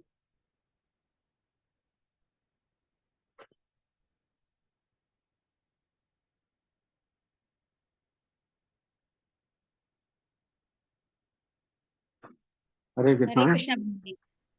ஹரே கிருஷ்ணா. ஹரே கிருஷ்ணா. யாராவது ஒருத்தர் கேளுங்க. பக்தி மார்க்கத்துல உயர்ந்த நிலையை அடையணும்னு சொன்னா அதுக்கு நாம கடைபிடிக்க வேண்டிய சுருக்கமான வழிமுறைகள் ஏதாவது இருக்குங்களா பிரபு? சுருக்கமான வழிமுறை, பக்தியை பயிற்சி செய்யறதுக்கு 9 நிலைகள் இருக்கு, 9 வழிமுறை இருக்கு. சிரவணம், கீர்த்தனம், விஷ்ணு ஸ்மரணம், பாத சேவனம், அர்ச்சனம், மந்திரம், தாசியம், சத்தியம், ஆத்ம நிவேதனம்.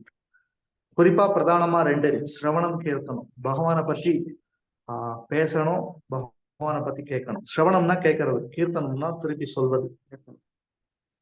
இந்த கலியுகத்துல மிக எளிமையாக நம்ம ஆன்மீக பயிற்சிகளை மேற்கொள்ளணும்னா நாம சங்கீர்த்தனம் வந்து பிரதானமாக சாஸ்திரங்கள்ல பரிந்துரைக்கப்பட்டிருக்குது.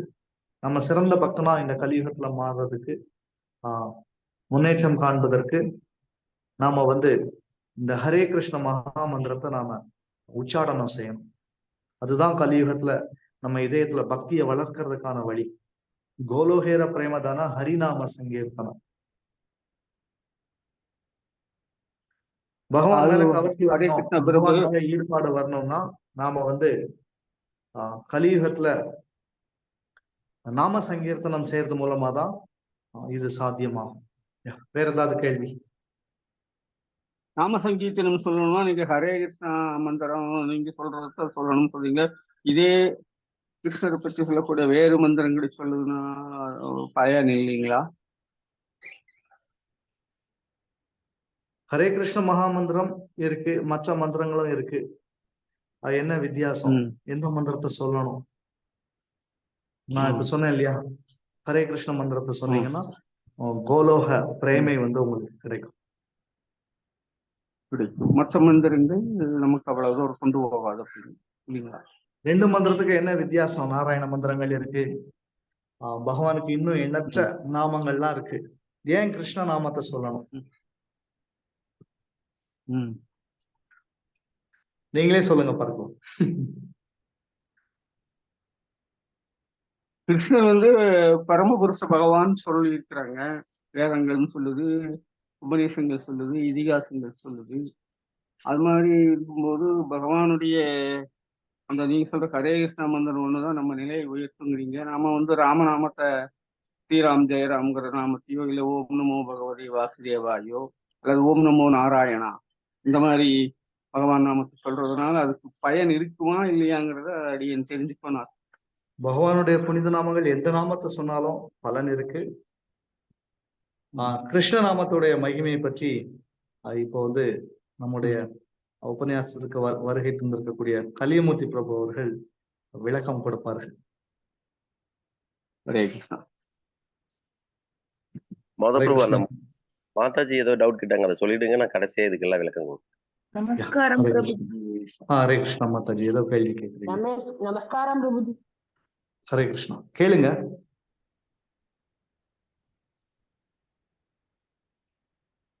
கீதா மாதாஜி அன்மியூட் பண்ணி கேளுங்க மாதாஜி.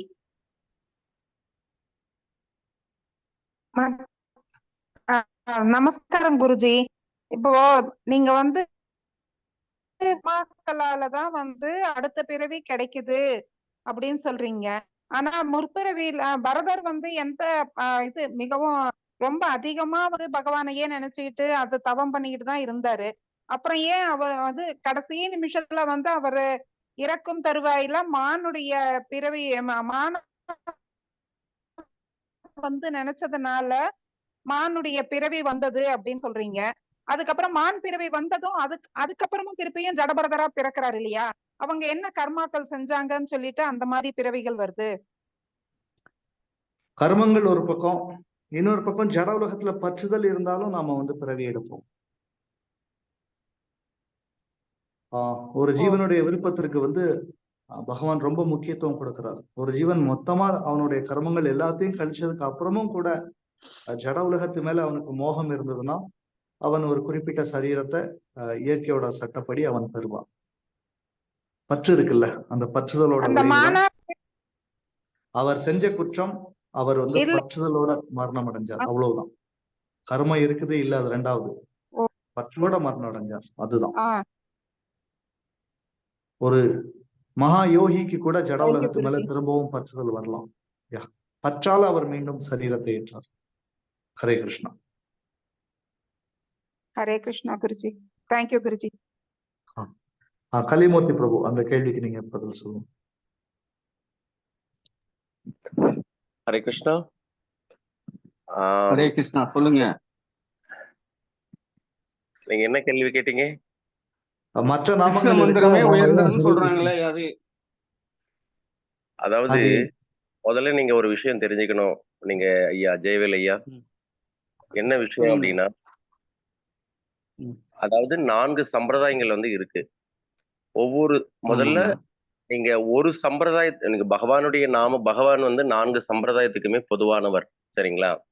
நீங்க இப்ப ஓம் நமோ நாராயணாய அப்படின்னா அது ஸ்ரீ சம்பிரதாயத்துடைய பிரதானமா இருக்கக்கூடிய மந்திர ஜபம், ஓகேங்களா?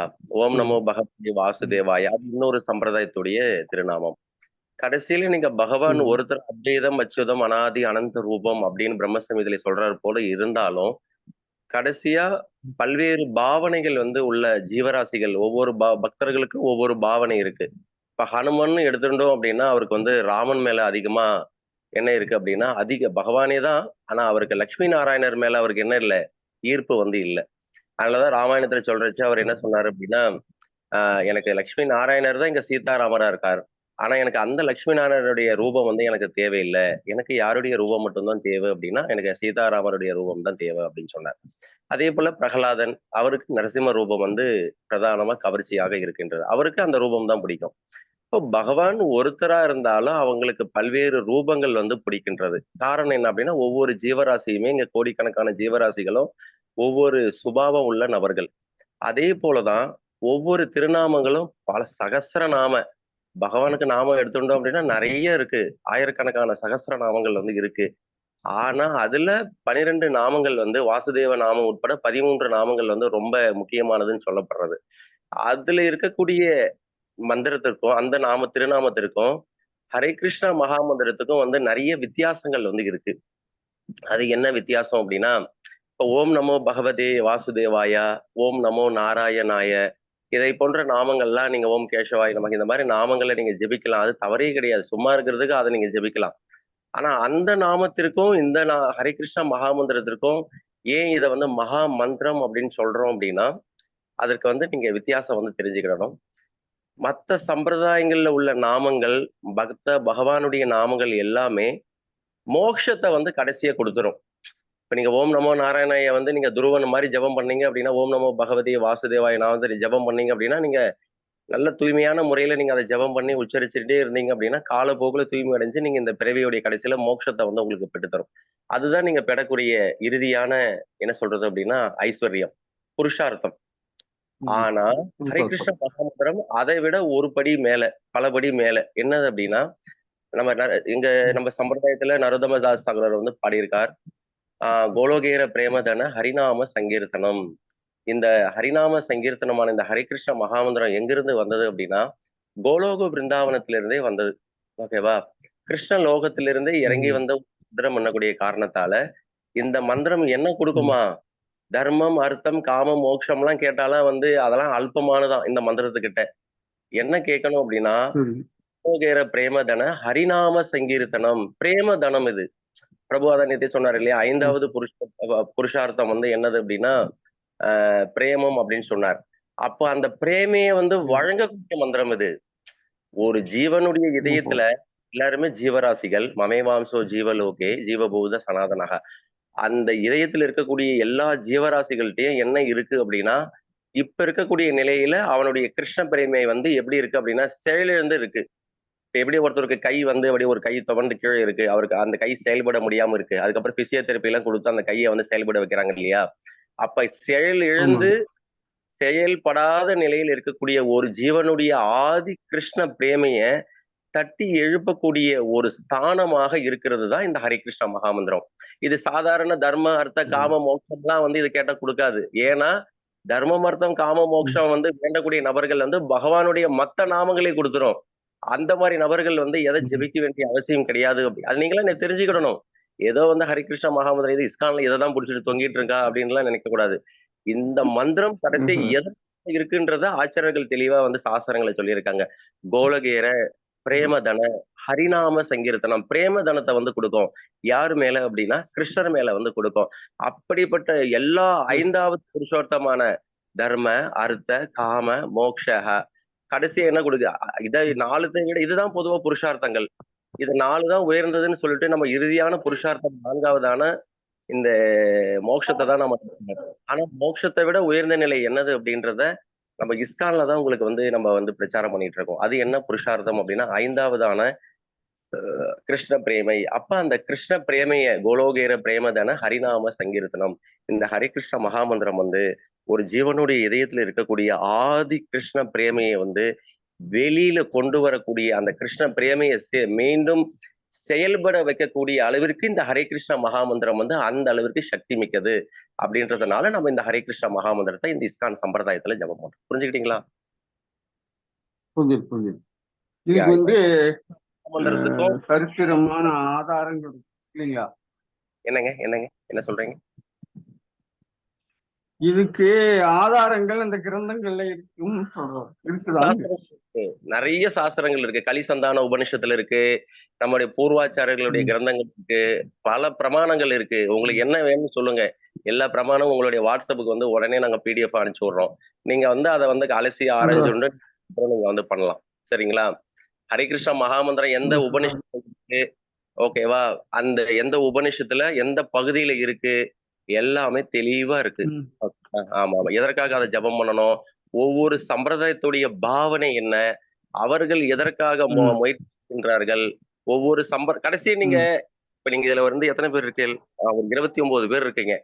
இந்த இப்ப இருக்கக்கூடிய எல்லா பக்தர்களுமே இதுல மாதவபிரபுவை தவிர்த்து மீதி இருக்கக்கூடிய 28 பக்தர்கள் நீங்க புரிஞ்சிக்க வேண்டிய ஒரு முக்கியமான கருத்து என்ன அப்படின்னா, பல சம்பிரதாயங்கள், வைஷ்ணவ சம்பிரதாயங்கள் இல்லாம இன்னும் நிறைய சம்பிரதாயங்கள் வந்து லோகத்துல இருக்கு. அதுல வைஷ்ணவ சம்பிரதாயங்கள் இருக்கலாம். இருக்கிறதா நம்முடைய பூர்வாச்சாரிகள் ராமானுஜர், மத்வர், விஷ்ணு சுவாமி, நிம்பார்க்காச்சாரியார், அதுக்கப்புறம் நம்ம இஸ்கானுடைய ஹரே கிருஷ்ணா இயக்கத்துடைய சம்பிரதாயமான இஸ்கான் கௌடிய சம்பிரதாயமான இந்த கௌடிய சம்பிரதாயத்துடைய ஆச்சாரியர் பலதேவ வித்யாபூஷணர். இந்த 5 சம்பிரதாயங்கள் வைஷ்ணவ சம்பிரதாயங்கள். இந்த 5 சம்பிரதாயங்கள் ஒரு சம்பிரதாயத்தை மட்டும்தான் பின்பற்றணும். நல்லா தெளிவா வாங்கிடுங்க, மனசுல காதுல வாங்காதீங்க, மனசுல வாங்கிடுங்க. ஒரு சம்பிரதாயத்தை தான் சரி சரி.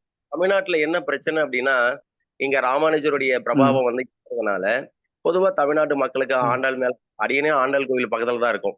ஆண்டாள் மேல வந்து என்ன இருக்கு அப்படின்னா ரங்கநாதர் மேல ஒரு ஈர்ப்பு இருக்கும், திருப்பதி பெருமாள் மேல, அதுக்கப்புறம் வந்து இந்த மாதிரி சொல்லிட்டு போயிட்டே இருக்கலாம். புரிஞ்சுக்கிட்டீங்களா? இங்க இயற்கையாக அந்த தாயார் பெருமாள் பக்தி இங்க சின்ன வயசுல அடியனுக்கு எனக்கு அப்படிதான் சொல்லி கொடுத்தாங்க. ஆனா காலப்போக்குல நம்ம பல சாஸ்திரங்களை பல விஷயங்களை படிச்சதுனால இதை விட உயர்ந்த நிலை பல விஷயங்கள் இருக்கிறத நம்ம புரிஞ்சுட்டு நம்ம அந்த பாதையை வந்து பின்பற்றோம். ஒரு குறிப்பிட்ட சம்பிரதாயத்தை, எல்லா சம்பிரதாயமும் பகவான் போறோம். ஆனா ஹனுமனை மாதிரி நீங்க ராம பக்தி பண்ணீங்க அப்படின்னா ராமனுடைய லோகத்தை போய் அடைய போறீங்க. வைகுண்டம்னா ஒரே பெருமாள் தான் இருப்பாருன்னு கிடையாது. இப்ப ஹனுமானுடைய வழி யார்? நீங்க ராமநாமத்தை ஜெபிக்கிறீங்களா? ஜெபிங்க, அது தவறே கிடையாது. ஆனா நீங்க எங்க போவீங்கன்னா கிருஷ்ண லோகத்துக்கு போக மாட்டீங்க. எங்க போவீங்க? ராமனுடைய லோகத்துக்கு. அங்க சகாக்கள் இருக்காங்களே அயோத்தியில, மேல இருக்கக்கூடிய உண்மையான அயோத்தியாவுக்கு நீங்க வந்து மோட்சம் அடைஞ்சு அங்க போயிடுவீங்க. இப்ப நீங்க ராமநாமத்தை ஜெபிச்சுட்டு நான் நரகலோகம் போகணும்னு சொன்னீங்க அப்படின்னா அங்க போக முடியாது. புரிஞ்சுக்கிட்டீங்களா? அதே போலதான் வரக்குள்ள அங்க பல பிரிவுகள் இருக்கு, பல பாவனைகள் இருக்கு. அதுல ஒரு குறிப்பிட்ட பாவனையில ஒரு சம்பிரதாயத்தை வந்து நம்ம வந்து ஏற்றுக்கொண்டு அந்த சம்பிரதாயத்துல உள்ள ஆச்சாரியனை நம்ம வந்து பின்பற்றி அந்த ஆச்சாரியர்கள் எழுதின சாஸ்திர சம்பிரதாய விஷயங்களை அந்த சம்பிரதாயத்துல மட்டும் நம்ம வந்து நாட்டம் செலுத்தி அந்த சம்பிரதாயத்துல உள்ள ஒரு மந்திரங்கள் வந்து இருக்கு, அந்த மந்திர தீட்சையும் அதுல ஒரு காயத்ரி தீட்சை இருக்கு. அந்த காயத்ரி தீட்சையும் நம்ம வாங்குறச்ச நம்ம அந்த காயத்ரி தீட்சையும் அந்த மந்திரத்தையும் ஜெபிக்கிறச்ச நம்ம வந்து அந்த குறிப்பிட்ட லோகத்திலேயே அடைய முடியும். அப்பதான் அந்த பாவனையை வளர்க்க முடியும். அந்த பாவனையை வளர்த்தாதான் அந்த குறிப்பிட்ட ஒரு நிலையை வந்து நம்ம அடைய முடியும். இப்ப இஸ்கான்ல நாங்களாம் எடுத்துக்கோங்களேன். இப்ப முதல் தீட்சை வாங்கியாச்சு, 2வது தீட்சையை வாங்கியாச்சு. இப்ப நானு மாதபிரபு எல்லாரும் இப்ப இதுல இருக்கக்கூடிய காயத்ரி வேற, இங்க தமிழ்நாட்டுல இருக்கக்கூடிய ஸ்ரீ சம்பிரதாயத்துல இருக்கக்கூடிய காயத்ரி வந்து வேற. அதுல ஓம் நமோ நாராயணாய மந்திரம், ஓகேவா? அதுல 1008 தடவை ஜெபம் பண்ணணும் ராமானுஜர் சொல்லியிருக்காரு. இப்ப இஸ்கான்ல நாங்க ஹரே கிருஷ்ண மகாமந்திரம், ரெண்டுமே பகவானுடைய திருநாமம் தான், ரெண்டுமே பகவானுடைய காயத்ரி தான், வித்தியாசமே கிடையாது.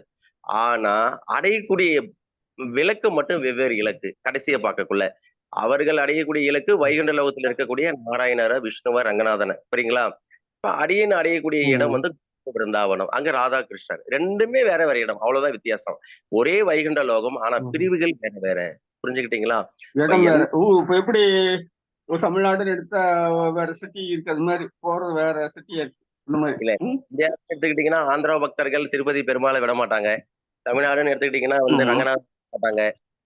அவரே குருவாயூரப்பனை வந்து அவங்க இயற்கையாவே அங்க குருவாயூரப்பனை வந்து வழிபடுறாங்க. மேல கர்நாடகா போனீங்கன்னா உடுப்பி கிருஷ்ணரை வழிபடுறாங்க. அதே போலதான் ஒரே பகவான், ஆனா பலவிதமான ரச அனுபவங்கள் உள்ள ஜீவராசிகள் இங்க இருக்கிறதுனால ஒவ்வொரு ரூபத்தை அந்தந்த ஜீவராசிகளுக்கு ஏத்த போல பகவான் வந்து தன்னை வந்து விரிவங்கப்படுத்தி இங்க இருக்கார். அப்ப அந்த குறிப்பிட்ட பகவானுடைய ரூபத்துக்கு யாரு பக்தி செய்யறாங்க அந்த குறிப்பிட்ட லோகத்தை தான் அடைய முடியும். ஓகேவா? இப்ப நீங்க ஹரே கிருஷ்ணா மகாமந்திரத்தை ஜெபிச்சு இஸ்கானை ஃபாலோ பண்ணக்குள்ள, இஸ்கான்ல தீட்சை வாங்கக்குள்ள நீங்க கிருஷ்ண லோகத்துக்கு கோலோக விருந்தாவனத்துக்கு போக முடியும். நீங்க வேற ஒரு சம்பிரதாயம் பண்றீங்க அப்படின்னா நீங்க அந்த லோகத்துக்கு தான் போக முடியும். ஓகே, வேற ஏதாவது கேள்விகள்?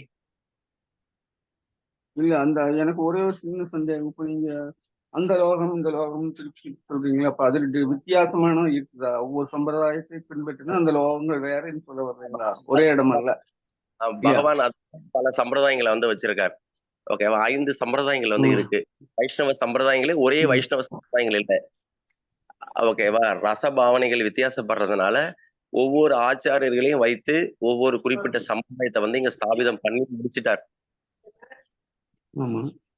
ராமானுஜர் வந்து தாசிய ரசத்தை வந்து அவர் என்ன பண்ணாரு அப்படின்னா ஸ்தாபிதம் பண்ணியிருக்கார்.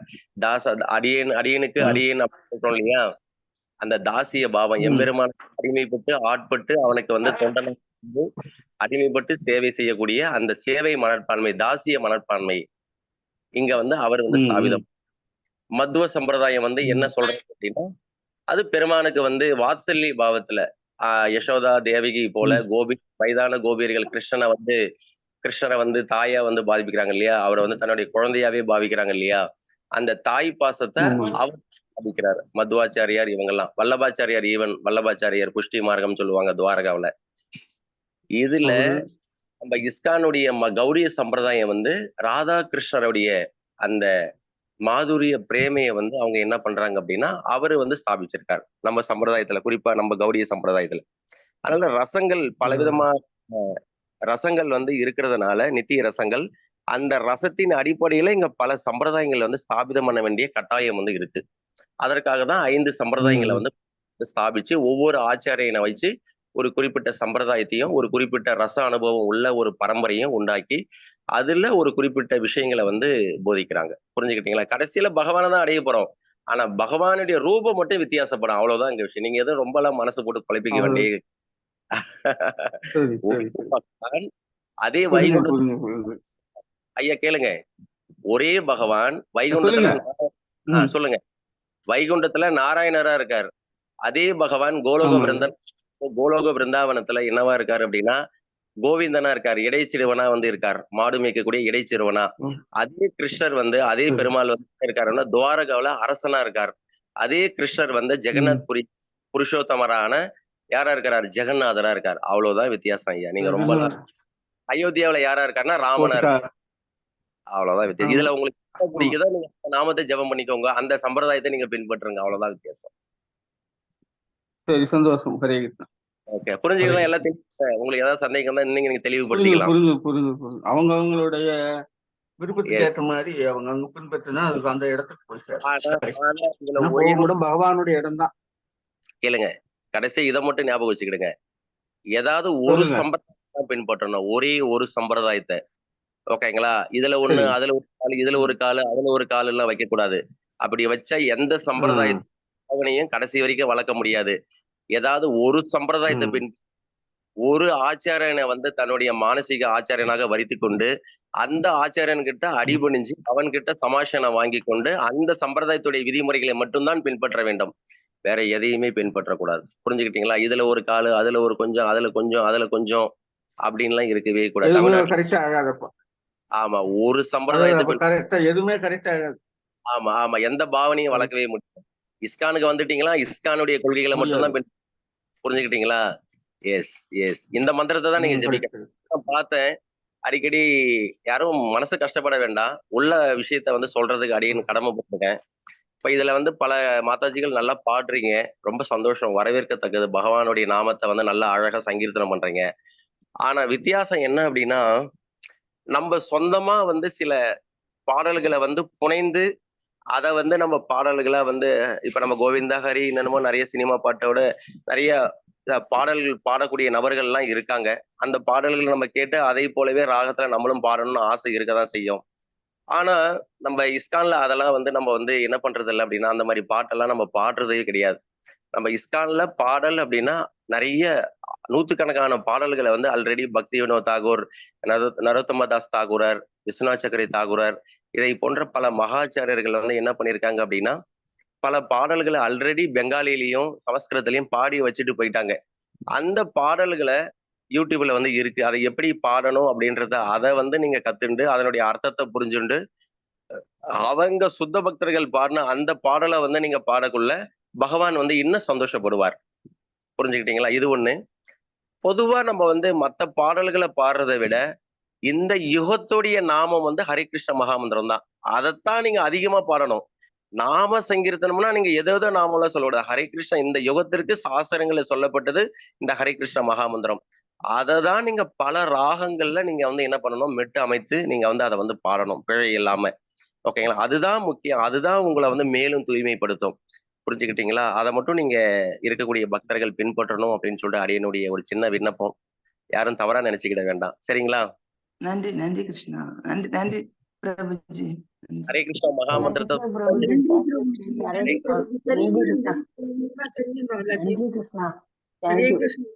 ஹரே கிருஷ்ணா. தேங்க்யூ பிரபுஜி. Yeah, ஹரே கிருஷ்ணா. கலிமூர்த்தி பிரபுக்கு நன்றி. பிரபுஜி Yeah. பிரபுஜி ரொம்ப last தெளிவா ஒரே ஒரு சொன்னாங்க. doubt. ஹரே கிருஷ்ணா. பிரபு கிருஷ்ணா பிரபு. ஹரே கிருஷ்ணா. ஹரே கிருஷ்ணா பிரபு. பிரபுஜி ஒரே ஒரு டவுட். சொல்லுங்க. இப்போ நீங்க சொன்னீங்க இல்லையா, நம்ம ஹரே கிருஷ்ணா மந்திரத்தை இது பண்ணணும் அப்படின்னுட்டு. இப்போ நம்ம இது வந்து நான் இதான் கேக்குறேன், நீங்க தவறா நினைக்க வேண்டாம். இப்ப நம்ம திருப்பதி போறோம், அங்க இப்போ நம்ம அங்க போனோம்னா அவங்க எல்லாருமே ஓம் நமோ நாராயணா, ஓம் நமோ வெங்கடேசாயான்னு சொல்லுவாங்க இல்லையா அங்க? ஹலோ நான் பிரபுஜி கேக்குது? கேளுங்க. பிரபு கேக்குது? அவங்க மட்டும் பேசிட்டா கொஞ்சம் எல்லாரும் மியூட் பண்ணிக்கோங்க. பிரபுஜி, இப்ப நம்ம திருப்பதி போனோம் அப்படின்னோமானா, இப்ப நம்ம ஹரே கிருஷ்ணா மந்திரத்தை தான் நம்ம அங்க ஜபிப்போம். அப்படி ஜபிக்கிறதுனால அங்க உள்ளவங்க வந்து ஓம் நமோ வெங்கடேசாயன்னு சொல்றாங்க இல்லையா? நீங்க சொன்ன மாதிரி எல்லாமே பகவானோட மந்திரம் தான். இப்ப நம்ம அத மாதிரி ஜபிக்கிறதுனால எந்த விதமான அபராதமும் வராது இல்லையா அப்படி போனா? நீங்க அங்க போனீங்கன்னா அந்த நாமத்தை கூட சொல்லலாம். இப்ப அடியனுக்கு அதுல எல்லாம் எந்த விதமான ஆட்சேபனையும் கிடையாது. ஓகே, ஆச்சாரியர்கள் நீ ஏன் அதை சொன்ன, வெங்கடேச நாமத்தை ஏன் சொன்னெல்லாம் கேட்க போறது கிடையாது. இல்ல ஆனா நான் அதை கேட்கல பிரபு. அந்த வந்து ஹரே கிருஷ்ணா மந்திரம் நம்ம இப்ப ஜபிச்சுட்டு இருக்கோம். டெய்லி 16 மாலை ஜபிக்கிறோம். சில பேர் கூடுதலா ஜபிக்கிறாங்க, அது அவங்க உங்களோட இஷ்டத்துல ஜபிக்கிறாங்க. அப்படி ஜபிக்கிறவங்க அங்க போய் நம்ம மாலை ஜபிப்போம் இல்லையா? அப்படி ஜபிக்கிறத யாரும் பாக்கறத யாரும் பேசத்தையும் ஹரே கிருஷ்ணா சொல்லிதான் நம்ம பேச ஆரம்பிக்கிறோம் இல்லையா? உள்ளவங்க அப்படி எதுவும் தவறா நினைப்பாங்களா? அது எதுவும் தவறு அபராதம் எதுவும் இருக்கா அப்படின்னு கேக்குறேன். இல்ல, அவங்க வந்து சில பேர் என்ன சொல்லுவாங்கன்னா கிருஷ்ணா கிருஷ்ணான்னு சொல்லுவாங்க. சில பேரு நாராயணா நாராயணா நாராயணா அடியேன் அடியேன்னு சொல்லுவாங்க. அவங்க அந்த அங்க ஒவ்வொரு ஸ்டேட்லயோ ஒவ்வொரு இடத்துல இருக்கக்கூடிய பக்தர்கள் அவங்களுடைய பாவனையை அவங்க வெளிப்படுத்தினாலும், நீங்க உங்க பாவனையிலே நீங்க வந்து என்ன பண்ணலாம் அப்படின்னா அந்த அப்படியே நீங்க வெளிப்படுத்தலாம். ஹரே கிருஷ்ணா ஜெய் ராதே ராதே அப்படின்னு சொல்லலாம். சரிங்களா? இல்ல அப்படின்னா அவங்களுடைய பாவனையை வந்து நீங்க என்ன பண்ணலாம் அப்படின்னா கிருஷ்ணா கிருஷ்ணா சொல்லுங்க நாராயணா நாராயணா அடியேன் அடியேன் அப்படின்னு சொல்லலாம். அதுல எதுவும் குறை கிடையாது, தோஷம் கிடையாது. ஏன்னா நான் இப்போ பிரபந்தம் கிளாஸ் படிச்சுட்டு இருக்கேன். அதுல வந்து அவங்க வந்து என்ன சொல்லுவாங்க அப்படின்னா அடியேன் நமஸ்காரம் அடியேன் அப்படின்னு. அப்ப நானும் அந்த அடியேன்கிறத நான் சொல்றேன். அப்ப அதுல எதுவும் வருமா அப்படின்னு நான் கேக்குறேன். அதனால கேட்டேன். நீங்க எல்லாருமே இந்த இப்ப நான் எத்தனை அடியன் பயன்படுத்துறேன் அப்படின்றத வந்து நீங்களே நோட் பண்ணீங்கன்னா தெரியும். புரிஞ்சுக்கிட்டீங்களா? அடியன் வந்து இப்படிதான் பேசிய பழகணும், இப்படிதான் முதல்ல இருக்கணும். இதுதான் வந்து பணிவோடைய வெளிப்பாடு. புரிஞ்சுக்கிட்டீங்களா? ஒருத்தர் பணிவா இருக்கக்குள்ள அந்த வார்த்தையை அதிக அளவுல நீங்க உங்களை அறியாமலே நீங்க என்ன பண்ணுவீங்க, வைஷ்ணவ சங்கத்துல அதிக அளவுல பயன்படுத்துவீங்க. அடியேன் தான் சொல்லி சொல்லி பழகணும். ஏன் அப்படின்னா இப்ப பிரபு கொஞ்ச நேரம் கிளாஸ் கொடுத்தாரு நேத்து, அந்த பக்தி சிந்துல உங்களுக்கு திரும்பவும் கொடுப்பாரு ஈவினிங். எல்லா ரசமும் இருந்தாலும் மாதுரி ரசம் 5 ரசங்கள்ல 5, 7 உபரசங்கள் 12 ரசங்கள்ல மாதுரி ரசம் உயர்ந்தது. சரியா? இந்த எல்லா ரசத்திற்கும் அடிப்படையா இருக்கக்கூடிய ரசம் எது அப்படின்னா தாசி ரசம். தாசியம்னா என்னது? சேவை மனப்பான்மை, பணிவு மனப்பான்மை. சரிங்களா? சேவை செய்யறது தாசி, சேவகனா சேவை செய்யறது.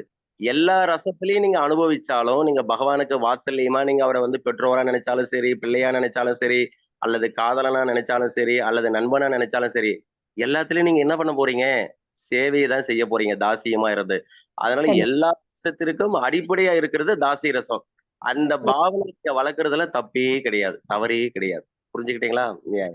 பிரபு, இன்னும் ஒரே ஒரு டவுட். இப்ப வந்து நான் வந்து தீட்சையோ இல்ல அந்த சமய தீட்சையோ நான் எதுவுமே எடுத்துக்கல. ஹரே கிருஷ்ணா அந்த இதுல சேர்ந்ததுக்கு அப்புறம் நான் வந்து அந்த திலக் இட்டுக்க ஆரம்பிச்சுட்டு இருக்கேன். அந்த பகவத்கீதை படிக்க ஆரம்பிச்சது பாகவதம் ஆரம்பிக்கிறதுல வந்து. அப்ப எல்லாரும் இங்க உள்ளவங்க கேக்குறாங்க, நீங்க வந்து அந்த இஸ்கான் இதுல வந்து சேர்ந்துட்டீங்களா, தீட்சை வாங்கிட்டீங்களா? அப்படி இட்டுக்கிறவங்க தான் நீங்க இந்த மாதிரி இட்டுக்கணும் அப்படின்ற மாதிரி சொல்றாங்க. அந்த மாதிரி திலக் இட்டுக்கிறதுல ஏதாவது ப்ராப்ளம் இருக்கா? தீட்சை வாங்கினவா தான் இட்டுக்கணுமா? அதை எனக்கு கொஞ்சம் எக்ஸ்பிளைன் பண்ணுங்க பிரபு. இது பேர் நிறைய பேர் கேட்டிருக்காங்க. இப்ப ஸ்ரீ வைஷ்ணவத்துல எப்படி இருப்பாங்க அப்படின்னா, ஃபர்ஸ்ட் அவங்க குருகுல கல்வி, பாடக்கல்வி, அவங்க வந்து திருமணம் ஆகாத வரைக்கும் பிரம்மச்சரியா இருந்தாங்க அப்படின்னா பஞ்சகச்சத்தை அவங்க கட்ட மாட்டாங்க. அதற்கு முன்னாடி வெறும் மேல ஒரு உத்தரையம், ஒரு சதர் மாதிரி போட்டிருப்பாங்க, ஒரு துண்டு வஸ்திரம் மார்பை மறைக்க. அதற்கப்புறம் என்ன பண்ணிருப்பாங்க அப்படின்னா உடல் ஃபுல்லா திருமண் வந்து தளிக்க மாட்டாங்க. நெற்றியில மட்டும் பண்ணுவாங்க அப்படின்னா கேசவ நாமத்தை மட்டும்தான் உடல் தரிப்பாங்க. மொத்த உடல்ல எந்த திருநாமத்தையும் என்ன பண்ண மாட்டாங்க. இது வந்து அவங்க சம்பிரதாயத்துல உள்ள விதிமுறைகள். ஆனா நம்ம இஸ்கான்ல வந்து அப்படி எல்லாம் கிடையாது. இஸ்கான்ல உள்ள நம்ம பரம்பரையில உள்ள ஆச்சாரர்கள் எல்லாருமே பிரபுபாதர், பக்தி சித்தாந்த மகாராஜ், பக்தி வினோத் தாகூர்லாம் ரொம்ப கருணையுடைய அவதாரம் மகாபிரபுடைய பக்தர்கள் அப்படின்றதுனால நீங்க வரக்கூடிய முத நாள் இப்பதான் இஸ்கானுக்கு வராங்க அப்படின்னா அவங்களுக்கும் திலகு போட்டு பஞ்சகச்சத்தை வந்து கொடுத்துருவாங்க. புரிஞ்சுக்கிட்டீங்களா? ஆமா. புரிஞ்சுது. உடம்பு ஃபுல் வந்து 12 திருநாமம் போட்டாலோ அல்லது வந்து நீங்க வந்து ஹரே கிருஷ்ணா மகாமந்திரத்தை ஜெபிச்சாலோ அதெல்லாம் எந்த விதமான தோஷமும் கிடையாது. திலகம் கண்டிப்பா தரிக்கணும். 2 சுற்று மட்டும் நீங்க வந்து கண்டி மாலை போடணும் தீட்சை வாங்காதவங்க. ஓகே பிரபு. ஓகே.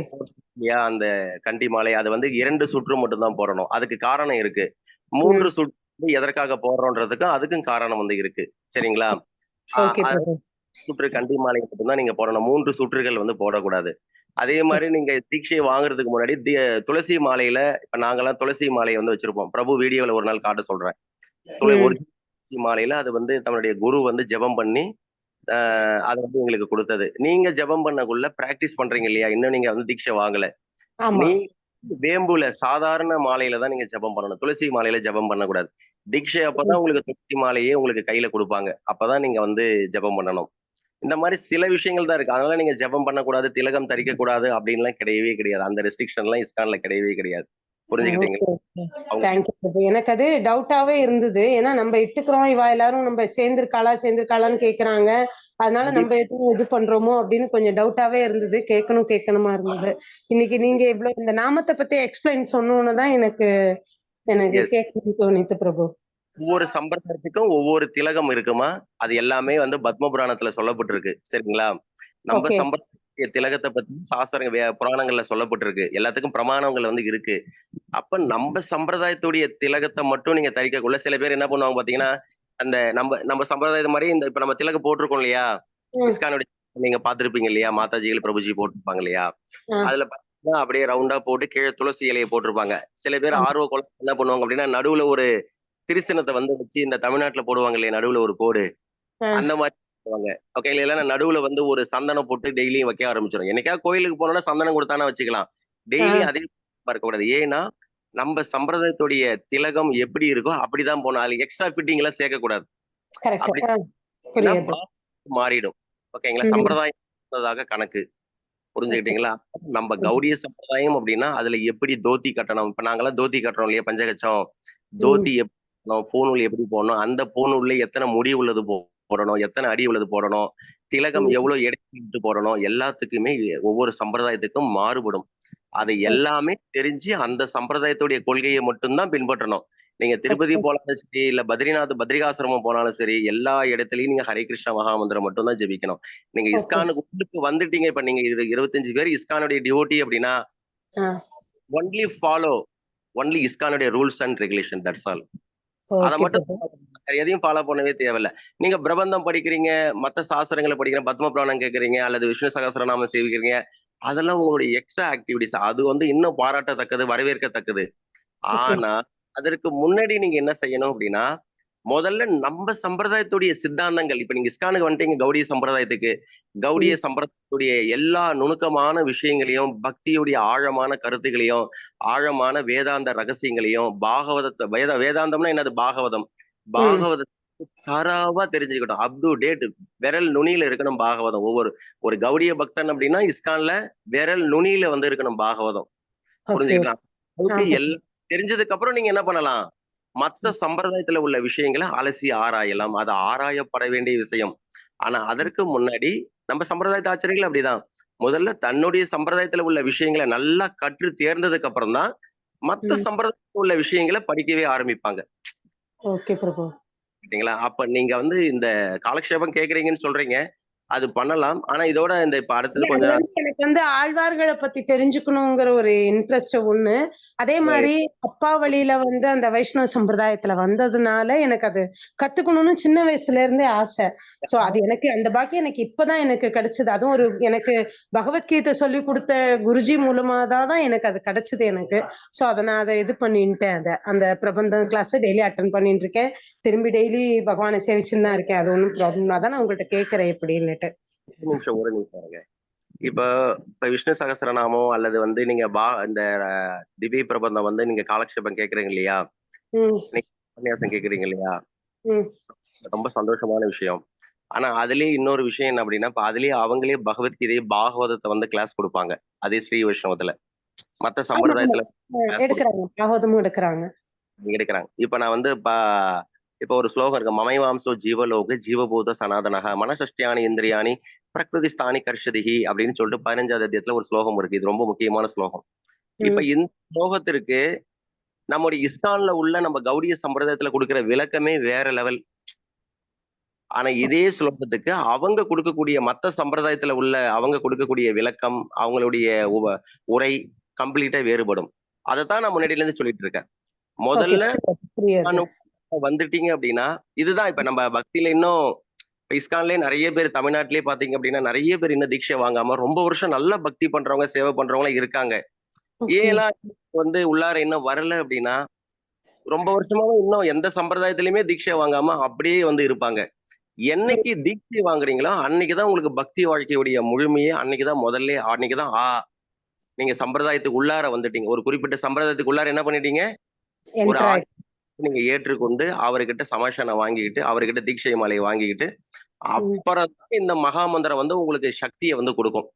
இப்ப நீங்க வீட்டுல இருக்கிறீங்க, இப்ப நீங்க ஜெபம் பண்றீங்க, நீங்க லைட்டா தூய்மை அடைறீங்க, எல்லாம் ஓகே தான்.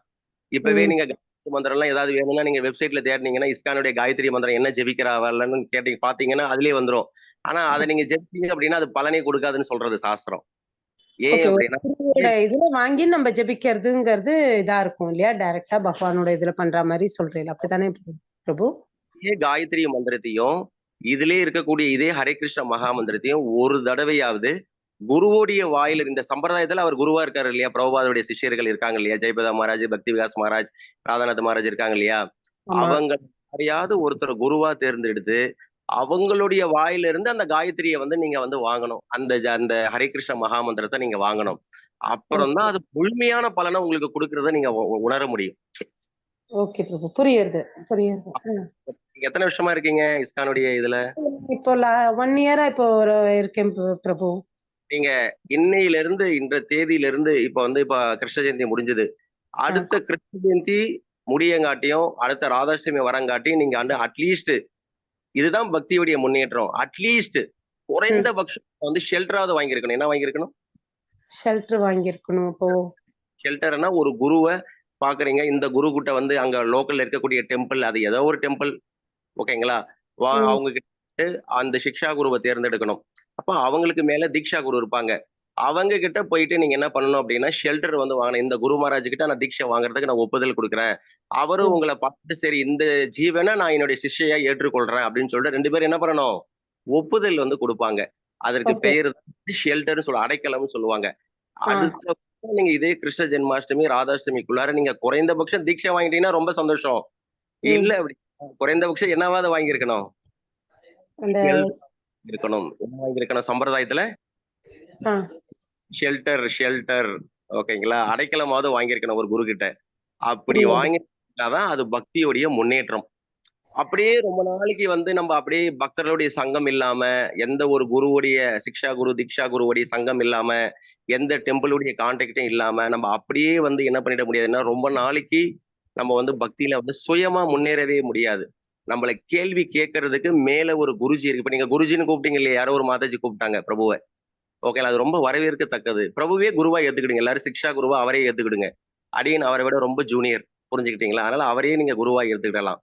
அதனால நீங்க அவர்கிட்ட வந்து நிறைய விஷயங்களை வந்து கேட்டு கேட்டு இந்த மாதிரி உபன்யாசங்களை கேட்டு கேட்டு கேட்டு எதிர்காலத்துல அவர் ஒரு குருவை காட்டுவார். அந்த குரு கிட்ட நீங்க எல்லாரும் என்ன வாங்கணும், தீட்சை மாதிரி வாங்கிக்கணும், அந்த அடைக்கலம்ங்கிறத வாங்கிக்கணும்னு சொல்றீங்க, அப்படித்தானே பிரபு? ஓகேவான்னு சொல்லுங்க பாப்போம். போ எல்லாரும் ரெடி? எனக்கு கொஞ்சம் என்ன சொல்றது, நான் என்ன அதுக்கு தகுந்த மாதிரி நான் பக்குவப்பட்டிருக்கேனா அப்படிங்கறத நான் அது எப்படி தெரிஞ்சுக்கிறதுன்னு எனக்கு தெரியல. அதுதான் எனக்கு, ஏன்னா ஃபேமிலியில நமக்கு வந்து அந்த இது இருக்கு இல்லையா, அந்த ஃபேமிலி வட்டாரம்ங்கிறது ஒண்ணு இருக்கு. அந்த தீட்சை வாங்கிக்கிறதுக்கு இது அந்த பக்குவம் அடைஞ்சிருக்கேனாங்கிறத நான் ஃபர்ஸ்ட் நான் தெரிஞ்சுக்கணும் இல்லையா பிரபு? ஒண்ணு நல்லா தெரிஞ்சுக்கிடுங்க, நீங்க வந்து கிருஷ்ணரை பத்தி என்ன வந்து ஒண்ணு நல்லா தெரிஞ்சுக்கிடுங்க. இந்த பிரம்மாண்டத்துல நீங்க எந்த குடிசையில உள்ளார உட்கார்ந்தாலும் சரி, ஓகேவா, எந்த குடிசைக்குள்ளார பங்களாக்குள்ளாரவோ அல்லது குடிசைக்குள்ளாரவோ எந்த இடத்துல நீங்க உட்கார்ந்து நீங்க பகவானை நினைச்சு நீங்க வந்து எந்த விதமான எண்ணமும் இல்லாம அவரை வந்து நீங்க சரணாகதி அடைஞ்சு நீங்க வந்து அவருடைய நாமத்தை பணிவா சொல்லிக்கிட்டு இருக்கீங்களோ உங்களை அடுத்த கட்டத்திற்கு எந்த பக்தர்களுடைய சங்கத்துல கொண்டு போய் வைக்கணுன்றத உங்களை விட கிருஷ்ணருக்கு வந்து பொறுப்பு வந்து இருக்கு. நல்லா தெரிஞ்சுக்கிடுங்க, புரிஞ்சுக்கிட்டீங்களா? அதனால நம்மள இன்னும் நம்முடைய ஸ்தானத்தை மாற்றாம நீங்க முயற்சியே பண்ண தேவையில்ல. நீங்க செய்ய வேண்டியது ஒண்ணு மட்டும்தான், பணிவும் மனப்பான்மையும். நீங்க வந்து நமக்கு நல்ல ஒரு குரு கிடைக்கணும், நல்ல வந்து சம்பிரதாயத்துல நம்ம வந்து இணையணும், சம்பிரதாயத்துல ஒரு குரு கிட்ட வந்து தீட்சை வாங்கணும், அந்த தீட்சையை அந்த சம்பிரதாயத்துல நம்ம இஸ்கானுக்கு வந்து ராதாகிருஷ்ணருக்கு சேவை செய்யணும், ஜெகநாதருக்கு சேவை செய்யணும் அப்படின்னு கூடிய அந்த மனப்பான்மையை வளர்த்துண்டு பணிவு மனப்பான்மையோட இஸ்கானுடைய கொள்கைகளை இன்னைக்கு நீங்க பின்பற்றிக்கிட்டே வந்தீங்க அப்படின்னா, அடியனுடைய வாய்முகத்தோட சொல்ற ஒரே வருஷத்துல நீங்க தீட்சையே வாங்கிடுவீங்க. உங்க ஆசீர்வாதம் அப்படியே நடக்கட்டும் பிரபு. கண்டிப்பா நான் எல்லாத்தையும் நான் இனிமே ப்ரிப்பேர் பண்ணிக்கிறேன். இப்ப பண்ணிட்டு தான் இருக்கேன். இன்னும் நான் நிறைய வளர்த்துக்கணும்னு ஆசைப்படுறேன். கண்டிப்பா அதே மட்டும் இல்ல, கேட்டுங்க, தீவிர விருப்பம். அதனாலதான் பாகவத 2வது ஸ்கந்தம் சொல்றது, தீவிரேன பக்தி யோகேன. தீவிரமான விருப்பம் வேணுமா? எப்படி வேணுமா? சாதாரண விருப்பம்லாம் இல்ல. எனக்கு ஒரு குரு வேணும், எனக்கு ஒரு ஆச்சாரியன் வேணும், எனக்கு ஒரு சிக்ஷா குரு. உங்களுக்கு ஆல்ரெடி சிக்ஷா குரு கிடைச்சிட்டார். நீங்கெல்லாம் ஒரு வகையில அதிர்ஷ்டசாலி. ஏன்னா ஒரு பிரம்மச்சாரி, புரிஞ்சுக்கிட்டீங்களா? நாங்களாவது கிரகஸ்தர்கள். அவரே உங்களுக்கு கிடைச்சிட்டார். அவரே சிக்ஷா குருவா நீங்க எல்லாரும் ஏத்துக்கிடுங்க, சரிங்களா? அவரே உங்களுக்கு போதுமான அளவுக்கு வழியை காட்டுவார்.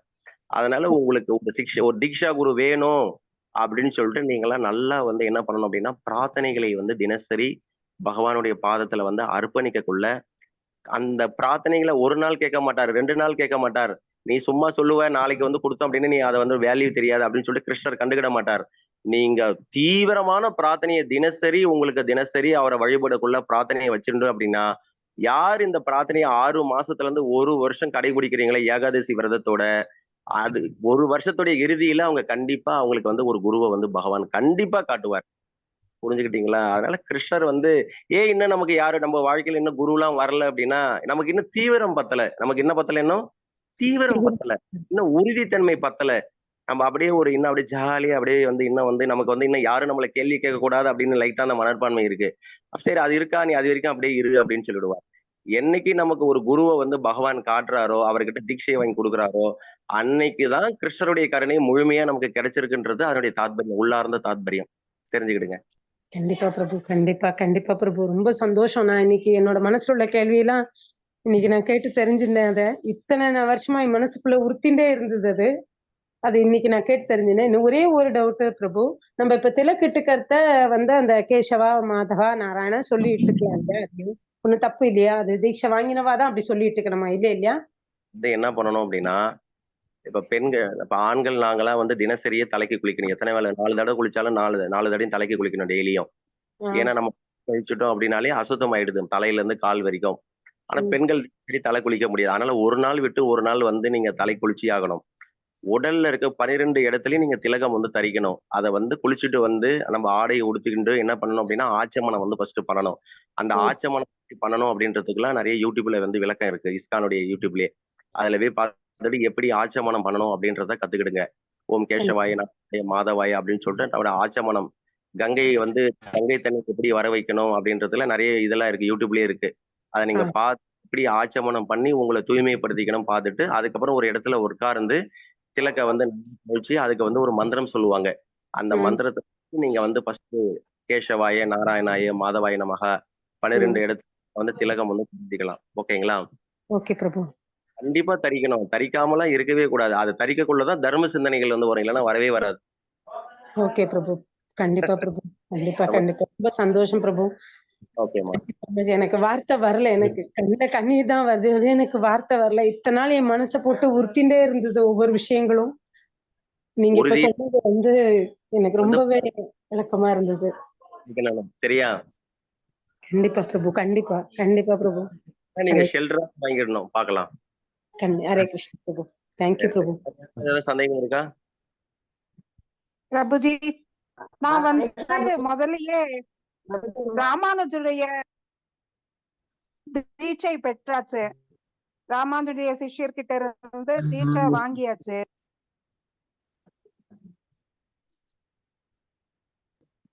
குருஜி ஹரே கிருஷ்ணா. ஹரே கிருஷ்ணா. நான் வந்து ஒரு 30-35 வருஷத்துக்கு முன்னாடியே வந்து ராமானுஜருடைய சிஷ்யர்கிட்ட இருந்து நான் வந்து தீட்சை வாங்கியாச்சு. அந்த ஜியர் கிட்ட இருந்து வாங்கியாச்சு. இப்போ இதுலயும் வாங்கணுமா குருஜி? இல்ல உங்களுக்கு பேசுங்க பிரபு. உங்களுக்கு இப்ப என்ன ஏஜ் ஆகுதுமா? உங்களுடைய எனக்கு வயசு 64. 64 ஆயிடுச்சு. நீங்க 30 வருஷமா அந்த விஷயங்களை ஃபாலோ பண்ணிட்டு வரீங்களா? ஆமா. 30 வருஷமா எந்த ஜியர் கிட்ட வாங்குனீங்க? எந்த ஊர் ஜியர் கிட்ட வாங்குனீங்க? திருக்கோளூர் ஜியர் கிட்ட. திருக்கோவிலூர் ஜீரா? நம்பூர் ஜீர் கிட்ட வாங்கியிருக்கீங்க. அட்ரா சக்கனன். அவரு தான் இப்ப பரமபதம் அடைஞ்சிட்டாரு. இப்ப அவரோட பையன் தான் 26வது பட்டம். ஆமா, அவர் அவருடைய மகன் இப்ப இருக்காரு. ஆமா. ஓகே ஓகே 25வது பட்டம் உள்ள அந்த திருக்கோவிலூர் எம்பெருமனார் ஜீர் கிட்ட வாங்கியிருக்கீங்களா? சரி சரி சரி சரி சரி ஆமா. சரிம்மா சரிம்மா சரிம்மா, ரொம்ப சந்தோஷம். நீங்க அதையே பின்பற்றலாமா, ஒண்ணும் தவறு கிடையாது. உங்களுக்கு ஆ, ஒருவேளை இஸ்கானுடைய சித்தாந்தங்கள் ஆ, புடிச்சு, இப்ப அடியேன மாதிரி இஸ்கானுடைய நான் அதுல தீட்சை வாங்கல. நான் ஜாயின் பண்ணதே நேரடியா அதுல உள்ள விஷயங்களை எல்லாத்தையும் படிச்சனே தவிர எல்லா சேவையும் செஞ்சோம். எல்லாருடைய பக்தர்களுடைய சங்கத்துல எல்லா விஷயங்களையும் கேட்டு தெரிஞ்சுட்டோம் ஸ்ரீ வைஷ்ணவத்துல. ஆனா அதுல நான் தீட்சை வாங்கல. நான் அவர்கிட்ட தான் வாங்கலாம்னு நினைச்சிட்டு இருந்தேன். அதுக்குள்ள எனக்கு இஸ்கானுடைய இதுலயே எனக்கு வந்து இடம் கிடைச்சிருச்சு. அதனால நான் இஸ்கான்ல வந்துட்டோம். ஓகேங்களா? அதனால நான் தீட்சை வாங்காமலே சரி. நான் இஸ்கானுக்கு வந்து அதுல உள்ள விஷயங்களை தெரிஞ்சுக்கிட்டேன். இப்ப நீங்க அதுல தீட்சை வாங்கிட்டீங்க. இப்ப இதுல வந்து 2 விஷயங்கள் இருக்குமா. ஆமா. என்ன அப்படின்னா, ஆ, இஸ்கானுடைய சித்தாந்தங்கள் உங்களுக்கு பிடிச்சிருந்து இஸ்கான்ல உள்ள விஷயங்களை நம்ம ஏற்றுக்கொள்ளணும்னு சொல்லிட்டு உங்க மனசுல முழுமையான முறையில உங்களுக்கு வந்து மனசு சொல்லுச்சு அப்படின்னா, நீங்க வந்து இதுல வந்து நீங்க திரும்ப தீட்சை வாங்கிதான் ஆகணும். இல்ல நம்ம இஸ்கானுடைய விஷயங்களை மட்டும் கேட்போம், நம்ம இதுல உள்ள பெருமாளையும் நம்ம ஆராதனை பண்ணிக்கலாம், நம்ம எப்பவும் போல இதே சம்பிரதாயத்துல இருக்கலாம் அப்படின்னா, நீங்க அந்த சம்பிரதாயத்துல உள்ள நாமத்தை தான் ஜெபிக்கணும். நல்லா கேட்டுக்கோங்க, குழப்பிக்க கூடாது. ஆ. இஸ்கானை இல்ல இல்ல பிடிச்சிருக்கு. ஏன்னா எனக்கு வந்து பிரபந்தம் எல்லாம் டெய்லி சேவிச்சுக்கிட்டு தான் இருப்போம்.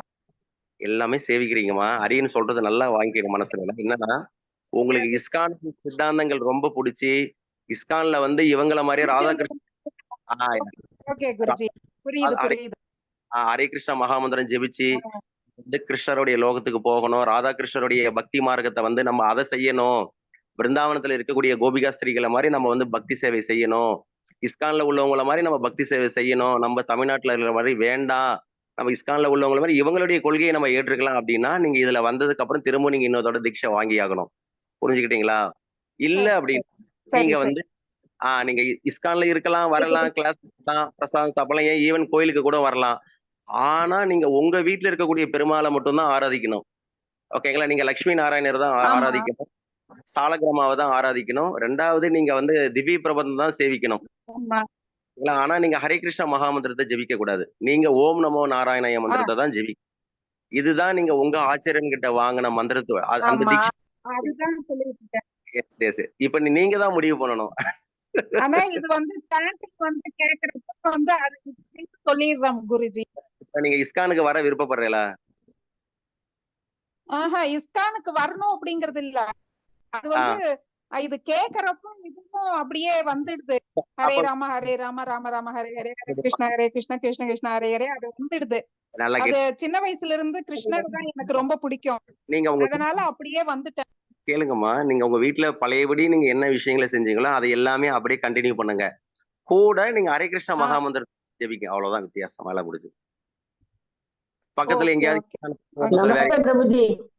ஆ. நமஸ்தே நமஸ்தே பிரபுஜி. இப்ப கொஞ்ச நாளைக்கு முன்னாடி பேசுனது என் பொண்ணுதான் பேசினா, அவங்களுக்கு நிறைய விளக்கங்கள்லாம் கேட்டா, பாம்பேல இருக்கா. நானும் அதே மாதிரி இப்ப முந்தின அடியன் நானும் ராமாஞ்சர தான் பண்ணிருக்கேன். நானும் மன்னார் கோவில தீட்சை எடுத்துட்டேன். ஆனா சரி. வந்து ரொம்ப நாள் வரைக்கும் இந்த கீதையை பத்தி எல்லாம் ஒண்ணுமே தெரியாது. இந்த இஸ்கான்ல 18 நாள் கீதை படிச்சதுக்கு அப்புறம் தான் எனக்கு இந்த பகவத்கீதையை பத்தி கொஞ்சம் நல்ல ஒரு விளக்கங்கள்லாம் கிடைச்சது. அதுல இருந்து இந்த கிருஷ்ண மந்திரத்தையும் கொஞ்சம் ஜெபிக்க ஆரம்பிச்சேன். இப்ப நீங்க பிரபந்தமும் படிச்சுட்டு இருக்கேன், ஆழ்வார் இதோட படிச்சுட்டு இருக்கேன். ஆனா இந்த கிருஷ்ண மந்திரத்தை ஜெபிக்கிறதுனால, அப்ப நாங்க தீட்சை எடுக்கிறதுனால அந்த நாராயண மந்திரத்தை தான் ஜெபிக்கணுமா, இது ஜெபிக்க கூடாதா? நீங்க தீட்சை எனக்கு கொஞ்சம் விளக்கம் தேவை. உண்மையை மட்டும் சொல்றேன் கேளுங்கம்மா. ஒரு சம்பிரதாயத்துல நீங்க தீட்சை வாங்கிட்டீங்க அப்படின்னாலே, அதுல ஒரு ஜீயரை வந்து நீங்க குருவா ஏற்றுக்கொண்டீங்க, ஆச்சாரியனா ஏற்றுக்கொண்டீங்க அப்படின்னாலே, அந்த சம்பிரதாயத்துல உள்ள நாமத்தை தான் நீங்க ஜெபிக்கணுமா. இதுதான் விஷயமே. அந்த மந்திரத்தை தான் ஜெபிக்கணும், நீங்க ஆல்ரெடி தீட்சை வாங்கினதுனால. இல்ல நம்ம இஸ்லார வரணும், அப்படின்னு நீங்க விருப்பப்பட்டீங்க அப்படின்னா நீங்க ஹரே கிருஷ்ணா மகாமந்திரத்தை புரிஞ்சுக்கிட்டீங்களா? ரெண்டுத்தையும் போட்டு குழப்பிக்கிட கூடாதுமா. ரெண்டு சம்பிரதாயத்துடைய வேற வேற. ஆமா ஆமா ஆமா, அத நீங்க நல்ல கவனமா. ஆமா ஆமா ஆமா, அது வைகுண்ட பாவனை. கிருஷ்ண மந்திரம் ஜெபிக்க கூடாதா?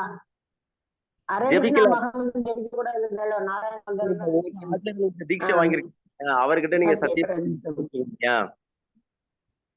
நாங்க வந்து இத்தனை இது பெருமாளுக்கு திருவாராதனம் கேளுங்க பெருமாளுக்கு திருவாராதனம் பண்றேன், நான் வந்து ஓம் நமோ நாராயண மந்திரத்தை நான் ஜெபிக்கிறேன், நான் வந்து பெருமாளுக்கு வந்து இந்த மாதிரி கைங்கரியம் செய்யறேன் அப்படின்னு சொல்லிட்டு அந்த சம்பிரதாயத்துல உள்ள ஆச்சாரியன்கிட்ட வந்து நீங்க சத்தியம் வந்து பண்ணிருப்பீங்க, சத்திய வாக்கு கொடுத்துருப்பீங்க. சரியா? நீங்க இஸ்கானால கவரப்பட்டீங்கன்னா நீங்க இஸ்கானுடைய விஷயங்களை நீங்க பின்பற்றலாம்.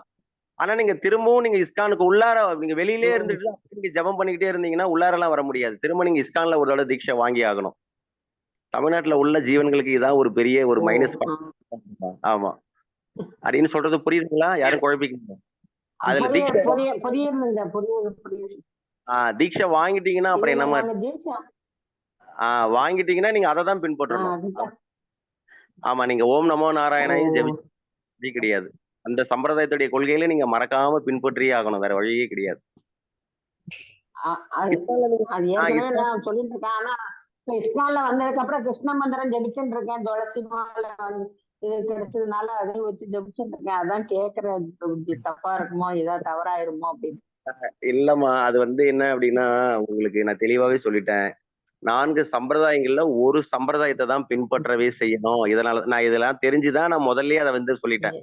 4 சம்பிரதாயங்கள்ல ஒரு சம்பிரதாயத்துடைய கொள்கையை மற்ற சம்பிரதாய பக்தர்கள் கூட பழகக்கூடாதுலாம் கிடையாது. எல்லாரு கூடயும் நீங்க வந்து நல்ல உறவாடலாம், பேசலாம், போய் தலிகை சாப்பிடலாம், எல்லாம் ஓகே. பெருமாள் கோயிலுக்கு போறேன் பாரு, அங்க ஸ்ரீரங்கம் போறோம், அடியே எப்ப போனாலும் ஸ்ரீரங்கம் பெருமாளை சேவிக்காம வரமாட்டேன், அங்குள்ள புளியோதரை சாப்பிடாம வரமாட்டேன். இப்ப மயிலாடுதுறை போனோம் அப்படின்னா அங்க வந்து பரிமள ரங்கனாரை சேவிக்காம வரமாட்டேன். இந்த மாதிரி எல்லாம் இருக்கு. ஆனா மனசுல நம்ம வந்து நம்ம எந்த சம்பிரதாயம் எந்த சம்பிரதாயத்தையுடைய இலக்கை நம்ம வந்து நோக்கமா வச்சிருக்கோம், அது நம்ம என்ன பண்ணணும்ன்றத வந்து நல்லா நமக்கு வந்து நினைவுல வந்து இருக்கணும். புரிஞ்சுக்கிட்டீங்களா? இதுதான் விஷயம். அதனால ஒரு சம்பிரதாயத்தை பின்பற்றணும், அது முக்கியமா. எதா இருந்தாலும் நீங்களே முடிவு பண்ணிக்கோங்க. தீட்சை வாங்கிட்டு அதெல்லாம் இப்ப பிரச்சனை கிடையாது. இருக்கக்கூடிய பக்தர்களுக்கு அடின்னு சொல்றது என்ன அப்படின்னா ஒரு சம்பிரதாயத்தை பின்பற்றணும், அதை எதை பண்ணிக்கோங்க. ஏகாதசி விரதம் இருந்துதான் இருக்கும். அப்ப ஏகாதசி விரதம் இருந்தாலும் அந்த நாராயண மந்திரம் தான் ஜெபிக்கணுமா? கிருஷ்ண மந்திரம் ஜெபிக்க கூடாதா? 16 மாலை ஜெபிக்க கூடாதா? அப்போ ஜெபிக்கலாமா? ஜெபிக்க கூடாது. ஜெபிக்கலாம். ஆமா ஆமா, உங்களுக்கு எந்த மந்திரம் வந்து சுவை கொடுக்குதோ அது ஜெபிங்கம்மா. ஒரே வார்த்தை முடிஞ்சது. உங்களுக்கு ஓம் நமோ நாராயண வேண்டாம், எனக்கு மகாமந்திரம் தான் நல்ல சுவையை கொடுக்குது அப்படின்னா நீங்க ஹரே கிருஷ்ண மகாமந்திரமே ஜெபிங்கம்மா. இதுல தவறே கிடையாதும்மா, விட்டுருங்க. அம்மா கன்ஃபியூஸ் ஆயிட்டாங்க பிரபுஜி. அதுல ரொம்ப ரொம்ப பயப்படுறா. அதான் பயம், ஒருவேளை ஏதாவது பாதகம் வந்துருமோ அப்படிங்கிற. இல்ல, இருக்கு. இப்ப நான் இஸ்கான்ல தீட்சை வாங்கி வச்சிருக்கேன். வேற ஒண்ணு இல்ல. ஹரே கிருஷ்ணா, எல்லாரும் கவனமா கேளுங்க, கடைசியா இதோட முடிச்சுக்கலாம் உரைய. இப்ப நான் சொல்லுங்க கிருஷ்ணா. அதாவது எல்லாரும் மியூட் பண்ணி. இப்ப நம்ம மாதவ பிரபு இருக்கீங்களா? ஹரே கிருஷ்ணா இருக்கேன். இப்ப குருஜி வந்து இப்ப நானும் குருஜி எல்லாரும் வந்து இஸ்கான்ல அவர் ஒரு 19 வருஷம் முன்னாடி தீட்சை வாங்கியிருக்கார், நான் ஒரு 15 வருஷம் முன்னாடி தீட்சை வாங்கியிருக்கேன். இப்ப இஸ்கானுடைய கொள்கைகளை நம்ம மற்ற சம்பிரதாயத்துல நிறைய பக்தர்களுடைய பழகிறோம், அவங்க கிட்ட இருந்து பல சாஸ்திரங்களை கேட்கிறோம், அவங்க கிட்ட இருந்து பல சித்தாந்தங்களை வந்து கேட்கிறோம், படிக்கிறோம், பல கிரந்தங்களை மற்ற சம்பிரதாயத்துடைய விஷயங்களை வந்து படிச்சு கேட்டு தெரிஞ்சுக்கிறோம். எல்லாமே செய்தாலும் நம்ம எந்த சம்பிரதாயத்துல தீட்சை வாங்கணுமோ அந்த சம்பிரதாயத்துடைய கொள்கையை வந்து நமக்கு உறுதியா வந்து பின்பற்றணும். ஒரு சம்பிரதாயத்தை தான் கடைசியில ஒரு பக்தன் பின்பற்றணும். ஒரு குருவை, ஒரு ஆச்சாரியனை, ஒரு குரு பரம்பரை, சீட பரம்பரை. இப்ப பகவத்கீதை உங்களுக்கு சொல்லி கொடுத்திருப்பார், குரு சீட பரம்பரை பத்தி 4வது அத்தியாயத்துல 4.1 அதை பத்தி உங்களுக்கு எல்லாருக்கும் சொல்லி கொடுத்திருப்பாருன்னு நினைக்கிறேன். ஒரு குரு சீட பரம்பரையை தான் நீங்க பின்பற்றணும். எல்லாரையுமே பின்பற்ற முடியாது, எல்லா பாவனையும் ஒரே நேரத்துல வளர்க்க முடியாது. புரிஞ்சுக்கிட்டீங்களா? பல சம்பிரதாயங்கள் பல பாவனைகள் உள்ள சம்பிரதாயங்கள் இருந்தாலும் அதுல ஒரு சம்பிரதாயத்தை தான் பின்பற்ற வேண்டும், அதில் மட்டும் மாற்றம் கிடையவே கிடையாது. இதை நீங்க நல்லா மனசுல வாங்கிடுங்க.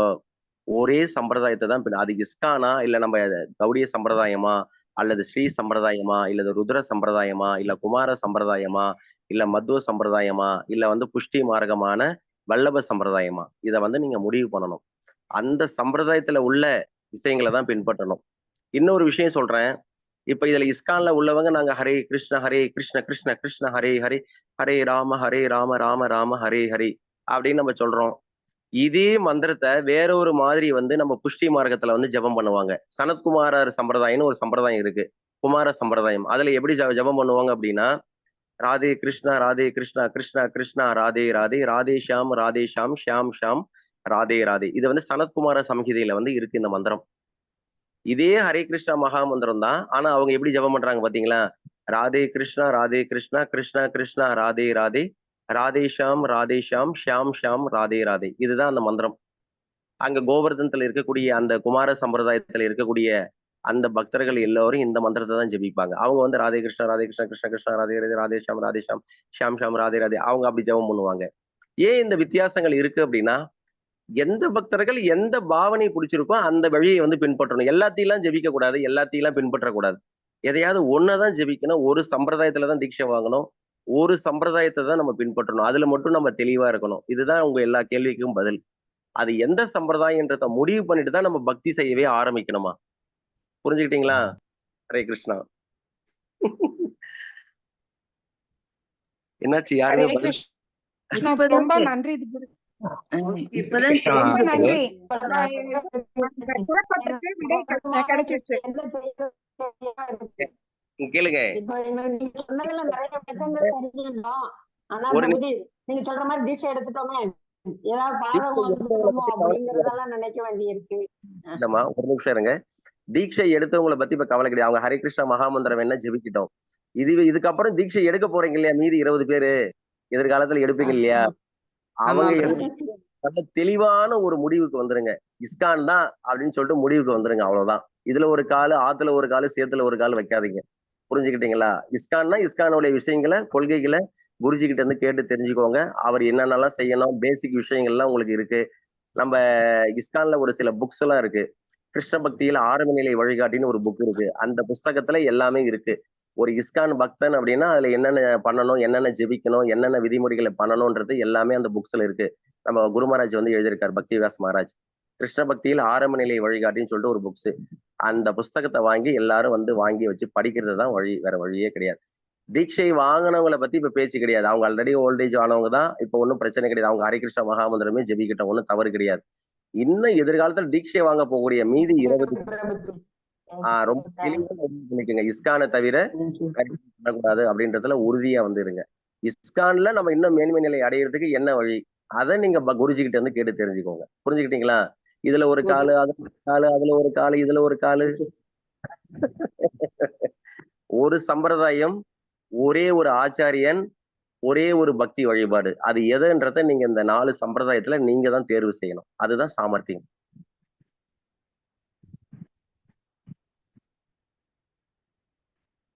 ஹரே கிருஷ்ணா. ஓகேங்களா?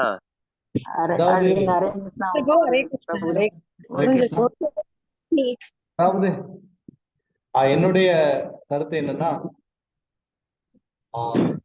அவங்கவுங்களுடைய சம்பிரதாயத்தை வந்து கடைபிடிக்கணும். அதே சமயத்துல வந்து பகவத்கீதை, பாகவதம் இந்த மாதிரி இலக்கியங்கள்லாம் எல்லா சம்பிரதாயத்துக்கும் பொதுவானது.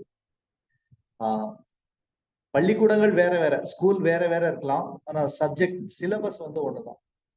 அதனால பகவத்கீதை உபன்யாசங்கள் நடக்கும்போது மற்ற சம்பிரதாயத்தை சார்ந்த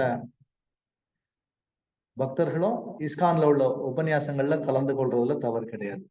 சப்ஜெக்ட் ஒண்ணுதானே. பகவத்கீதைங்கிறது எல்லா சம்பிரதாயத்துக்கும் பொதுவானது தான்.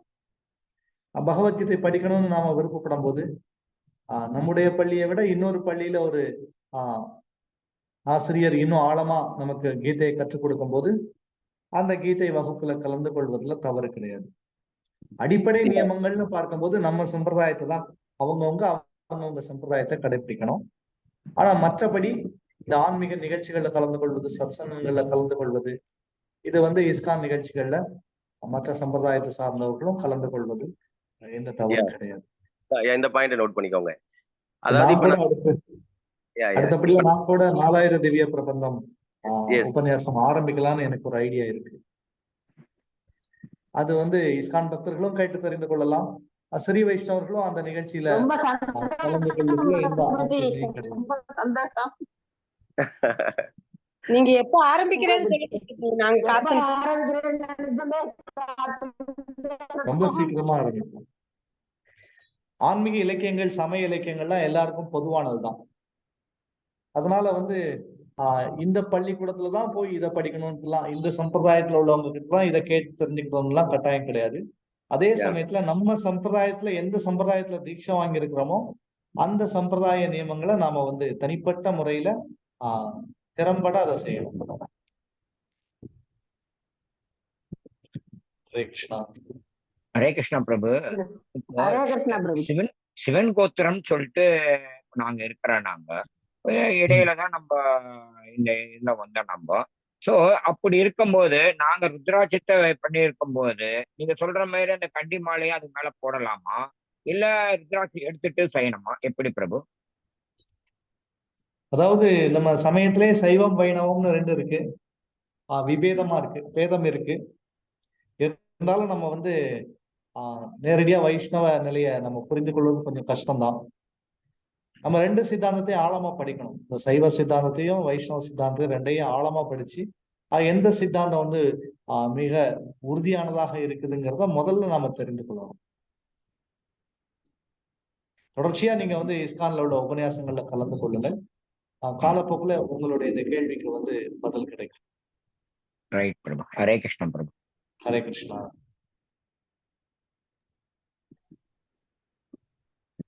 மேற்கொண்டு உபன்யாசம் மாலை தொடரும்.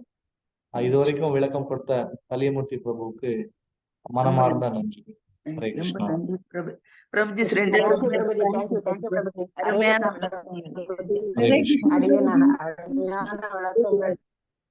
நிறைய விஷயங்களை நிறைய தெரிஞ்சுட்டோம். ஹரே கிருஷ்ணா. ஹரே கிருஷ்ணா. தேங்க்யூ. ஒரு தெளிவு வந்திருக்கு பிரபுஜி. அதிதானாம் பாவனேபியோ வைஷ்ணவேபியோ நமோ நமः. Thank you, Prabhuji. Hare Krishna.